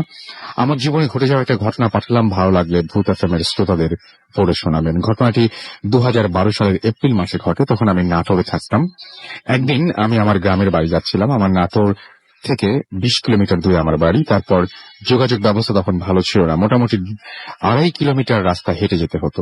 আমি যখন বাস থেকে নামি, সন্ধ্যার একটু অন্ধকার, এমন সময় প্রচন্ড ঝড় শুরু হয়। আমি তখন একটি মসজিদে আশ্রয় নিই। ঝড় থামে রাত 9টায়। আমি আমার গ্রামে যাবার মতো কোনো মানুষ পাবো না এটা আমি জানতাম। তারপরও আমি বাড়ির উদ্দেশ্যে রাস্তা ধরলাম। প্রচন্ড ঝড় বৃষ্টি, রাস্তা দেখা যাচ্ছিল না। বৃষ্টির আলোতে মাঝে মাঝে যা রাস্তা দেখা যাচ্ছিল। আমার মনে তখন খুব ভয়, কারণ আমি জানি না আমি বাড়ি ফিরতে পারবো কিনা। কারণ আমার বাড়িতে দুটো কবরস্থানের পাশ দিয়ে যেতে হয় এবং এটি শ্মশানের ওপর দিয়ে যেতে হবে। আমি মনে মনে বিভিন্ন দোয়া পাঠ করছি আর হাঁটছি, কারণ সামনে একটা কবরস্থান। এমন সময় বিদ্যুতের বিজলির আলোতে আমি দেখি যে আমার সামনে দুজন মানুষের মতো দেখা যায়। আমার তখন ভয় লাগে। আমি হাঁটতে থাকি এবং তাদের পায়ের দিকে খেয়াল করি, কারণ আমি শুনেছিলাম যে জিনদের পা বা এরকম কিছু অ্যাবনর্মাল কিছু যদি হয়, তাদের পা নাকি মাটি স্পর্শ করে না। আমি কাছে গিয়ে দেখি একটি লোক তার ছোট এক ছেলেকে নিয়ে টয়লেটের একটি স্ল্যাব এবং একটি পাট, অর্থাৎ পাট শব্দ যেটা দিয়ে গ্রামে টয়লেট তৈরি করা হয়, বাঁশ দিয়ে কাঁধে করে নিয়ে যাচ্ছে। তাদের পেয়ে আমার একটু ভালো লাগলো। তারপর লোকটি আমাকে বলল যে, ভাই, আমার ছেলে ছোট, সে পারছে না, আপনি একটু ধরবেন ভাই। আমি কিছু না বলে স্যান্ডেল ছেলেটির হাতে দিয়ে সেটি আমার কাঁধে নিলাম। একটা কবরস্থান পার হলাম। একটু পরে লোকটি বলল, ভাই, এখানে আমার বাড়ি। আমি সেটি কাঁধে থেকে নামালাম এবং লোকটির দিকে তাকালাম। লোকটি আমাকে বলল, তুমি আমার বাড়িতে থাকো। আমি বললাম যে না, জানি না কেন যেন আমাকে শুধুই বাড়ির দিকে টানছে। সামনে নদীর ধারে শ্মশানের পাশে হরি মন্দির, যাকে হরির বাড়ি বলা হয়। রাসেল ভাই, আমি আজ লেখার সময়ও আমার সেদিনের কথা মনে পড়ে গায়ের লোম দাঁড়িয়ে যাচ্ছে। শ্মশানের দিকে যখন আমার চোখ যায়, তখন আমি বিচির আলোতে দেখি শ্মশানে কিছু লোক এবং আলো জ্বলছে। আমি মনে করলাম হয়তো মানুষ মারা গেছে, পোড়ানো হচ্ছে। আমার কাছে তখন মোবাইল ছিল না যে আমি কারো কাছে কল করব। আমার মন তখন সামনে যাওয়ার সাহস পাচ্ছে না। আমি কি করব, যেতেও পারছি না, পেছনেও আসতে পারছি না। তারপরও আমি সামনে হাঁটা দিলাম এবং অনেক সাহস নিয়ে শ্মশানে উঠলাম। তখন আমি কোনো মানুষ বা আগুন কিছুই দেখতে পেলাম না, চারিদিকে শুধু অন্ধকার। এমন সময় আমার পা থেমে যায়। বিচির আলোতে দেখি একটি কাঁথা, একটি মাদুর ও একটি বালিশ। একটু উঁচুর ওপরে একটি মাটির ওপর কলস। আমার সারা গা দিয়ে শুধু ঘাম ঝরছে। হঠাৎ খেয়াল করলাম আমার মাথার উপরে বটগাছে কেমন একটা শব্দ হচ্ছে এবং আমি তা যে শব্দ যে বর্ণনা সেটা আমি ভাষায় ব্যক্ত করতে পারবো না। হঠাৎ আমি খেয়াল করি যে আমার পেছনে মনে হয় অনেক মানুষ ফিসফিস করছে। আমার শরীর তখন মনে হচ্ছিল পাথরের মতো হয়ে গেছে। আমি হাঁটলেই আমাকে কেউ ধরে ফেলবে। আমি মোটামুটি 10 মিনিট সেখানে স্থির দাঁড়িয়েছিলাম এবং দোয়া পড়ছিলাম। তারপর হাঁটা শুরু করলাম। কিছু দূর হেঁটে একটি জলা ছিল। আমি জানতাম যে জলা পার হলে আর কেউ আমার কাছে আসতে পারবে না। আমি হাঁটছিলাম আর পেছনে বিভিন্ন ধরনের শব্দ হচ্ছিল এবং আমাকে পেছনে তাকানোর জন্য বলা হচ্ছিল, কিন্তু তাদের কথাগুলো ছিল অনেকটা অন্যরকম, একটা বিকৃত একটা স্বরে তারা কথা বলছিল। আমার মনে হচ্ছিল যে পেছনে তাকাই, আর আবার মনে হচ্ছিল যে আমার তো কোনো ক্ষতি হচ্ছে না, আমি পেছনে তাকাবো কেন। আমি হালকা চোখ আড়াল করি এক সাইডে, দেখি যে কিছু নাই। আমার জলার কাছাকাছি এমন সময় দেখি যে আমার সামনে একটি বিরাট কালো কি যেন দুই দিক থেকে 2 হাত দিয়ে দাঁড়িয়ে আছে। আমি ওপরে তাকাইনি, কারণ তার চেহারা দেখলে হয়তো সহ্য করতে পারবো না। শুধু একটু ডানে বামে খেয়াল করে আমি হাত কতদূর খেয়াল করি, তার হাত কতদূর তা আমার দৃষ্টিতে পড়েনি। আমি কিছু দোয়া পড়ি এবং সে যা বলে যে আমাকে অতিক্রম করে যা দেখি তোর কেমন সাহস। এমন পর্যায়ে আমি কি করব বুঝতে পারছিলাম না। আমার সমস্ত শরীর তখন ভেজা। আমার জীবনের মায়া ত্যাগ করে আল্লাহর নাম নিয়ে আমি তার শরীরের নিচ দিয়ে চলে আসি। তখন সে আমাকে পেছন থেকে বলে যে আমি কোন একটা কারণে আজকে বেঁচে গেছি এবং সামনে আর কোনো বিপদ নেই। তারপর বাড়িতে যাই এবং মায়ের মুখে জানতে পারি আসলেই সেদিনে একটি মানুষ মারা যায় এবং তাকে বিকেলে পোড়ানো হয়। মা আমাকে সেদিন রাতে কিছু খেতে দেয়নি। এমন বিপদে আমি আর কোনোদিন পড়িনি। রাসেল ভাই, ভালো লাগলে পড়ে শোনাবেন। আমরা পড়ে শোনালাম। মোটামুটি এই ঘটনাগুলোই আমাদের কাছে এসেছিল এবং যে ঘটনাগুলো আমাদের কাছে এসেছিল সেটা আমরা একে একে পড়ে শোনালাম। আমরা ছোট্ট একটা বিরতি যাবো এবং বিরতির পরে আবারও ফিরে আসবো কিছু ইনফরমেশন নিয়ে। সুতরাং আমাদের সাথে থাকুন এবং SMS করতে হলে মোবাইলের মেসেজ আপনাকে টাইপ করুন ফুর্তি, FORTI ফুর্তি, স্পেস দিয়ে লিখুন আপনার নাম, স্পেস দিয়ে আপনার মেসেজ পাঠিয়ে 9840 নাম্বার। যারা আমাদের ইমেল করতে চান, আমাদের ইমেল অ্যাড্রেস হচ্ছে bhutfm@radiofurti.fm, which is BHTTFM@radioforti.fm। আমরা ছোট বিরতির পরে আবারও ফিরে আসছি। স্টে টিউনড রেডিও ফুর্তি, and don't stop the ফুর্তি।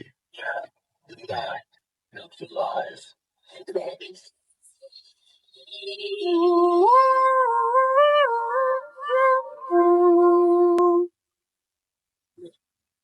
FM, the night comes alive with গ্রামীণ ফোন। শুনছেন সবসময় রেডিও ফুর্তি এবং চলছে ভূত এফএম। আমি রাসেল আছির সাথে, আমার সাথে রয়েছে মাসুম এবং আজকের অতিথিরা। আমি দেখতে পাচ্ছি অনেকে এসএমএস করছেন। এমডি রফিকুল লিখেছেন বাগেরহাট থেকে, তিনি বলছেন আমাদেরকে আরিফ হবিগঞ্জ থেকে এসএমএস করেছেন এবং আজ ফার্স্ট ফুর্তি অ্যাপের সাথে ভূত এফএম শুনছেন তিনি এবং থ্যাঙ্কস জানিয়েছেন আমাদেরকে। You are most welcome. কোথা থেকে লিখেছেন এটা অবশ্য বলেছে কি বাগেরহাট। আমাদেরকে এছাড়াও তানজিব তারিক লিখেছেন কুষ্টিয়া থেকে এবং 2010 থেকে তিনি ভূত এফএম শুনছেন এবং তার কাছে তিনি বলছেন যে তিনি তবে কোনো ফ্রিকোয়েন্সি প্রবলেম হয়নি। বাহ, চমৎকার। রিয়াদ আমাদের লিখেছেন, নিম এবং আমাদেরকে টুকটুকি লিখেছেন, তারা খুলনা থেকে আমাদের সাথে রয়েছেন। নিজান সিলেট থেকে আমাদের এসএমএস করেছেন এবং সিলেটের তিনি বলছেন যে জয়নাথপুরে লাইভ করতে পারেন। আপনি তাহলে ঘটনা পাঠিয়ে দিন, ওখানে কি ঘটনা আছে এবং কেন আমরা এখানে করতে পারি সেটা যদি আমাদের জানাতে পারেন এবং আমরা যদি সেটা জানতে পারি তাহলে ডেফিনেটলি আমরা সিলেটেও যাবো। আমরা বাংলাদেশে কোথাও যেতে আমাদের আপত্তি নেই, কিন্তু জানতে হবে যে আপনার এলাকাতে আসলে এরকম কোনো ঘটনা আছে কিনা। রাহাত এবং নিম বনশ্রী থেকে লিখেছেন ভূত এফএম এর টাইম বাড়ানো যায় কিনা। আপনাদের ঘটনা যদি আরো বেশি বেশি পাই, আরো ভালো ভালো ঘটনা যদি পাই, ডেফিনেটলি আমরা বাড়াবো। আমাদেরকে পল্লবী লিখেছেন ময়মনসিং থেকে, ভালো লাগছে তার কাছে। যে আপু আমাদের নরসিংহ থেকে এসএমএস করেছেন, আজকে ভূত এফএম শুনে তিনি ভয় পাচ্ছেন। আমাদেরকে লিখেছেন মোস্তাক সিরাজগঞ্জ থেকে এবং ছোট্ট বেবি মাহিসা, আমার ওয়াইফ তাবাসসুম আর আমি একসাথে ভূত এফএম শুনছি। রহিমা আমাদের এসএমএস করেছেন এবং রহিমা আক্তার লিজা কামরাঙ্গী চর থেকে লিখেছেন তিনি ভূত এফএম এর নিউ ফ্রেন্ড। ওয়েলকাম টু ভূত এফএম। আশা করছি এখন থেকে রেগুলার আপনাকে পেয়ে যাবো। রুমায়া লিখেছেন মিরপুর 10 থেকে, কক্সবাজারের ঘটনা শুনলে তো আর কোনোদিন কক্সবাজারে গিয়ে মজা পাবো না, আরো মজা পাবেন। একদম ন্যাচারাল বিউটি তো থাকবেই, তখন স্পাইন চিলিং কিছু হরর এক্সপিরিয়েন্স আপনি সেখানে পাবেন। একসাথে দুটো এক্সপিরিয়েন্স যে আপনি বেশি বেশি করে কক্সবাজার যাবেন। আমাদেরকে শিফা লিখেছেন যে আমি আর আমার বোন একসাথে ভূত এফএম শুনছি, অনেক ভয় লাগছে। আমাদেরকে এছাড়াও লিখেছেন দেখতে পাচ্ছি মিন্টু এবং তিনি বলেছেন যে আচ্ছা, তার এসএমএসটা পড়তে পারলাম, চলে গেল। হিমেল ভুঁইয়া আমাদের এসএমএস করেছেন চিটাগং থেকে এবং 26 অক্টোবর হরর ফিল্ম কোন চ্যানেলে দিবে প্লিজ জানাবেন। এটা ফুর্তির কিন্তু একটা ফুর্তি চ্যানেল রয়েছে, সেই ইউটিউব চ্যানেল যেটা, সেখানে আপনি যেতে পারেন এবং সেখানে গিয়ে সরাসরি আপনি সেই ঘটনা বা সেই স্টোরি ফিল্মগুলো দেখতে পারেন। ডক্টর সারোয়ার মিরপুর থেকে আমাদের লিখেছেন আজকের ভূত এফএম তার কাছে ভালো লাগেনি এবং তার কাছে ভালো লাগে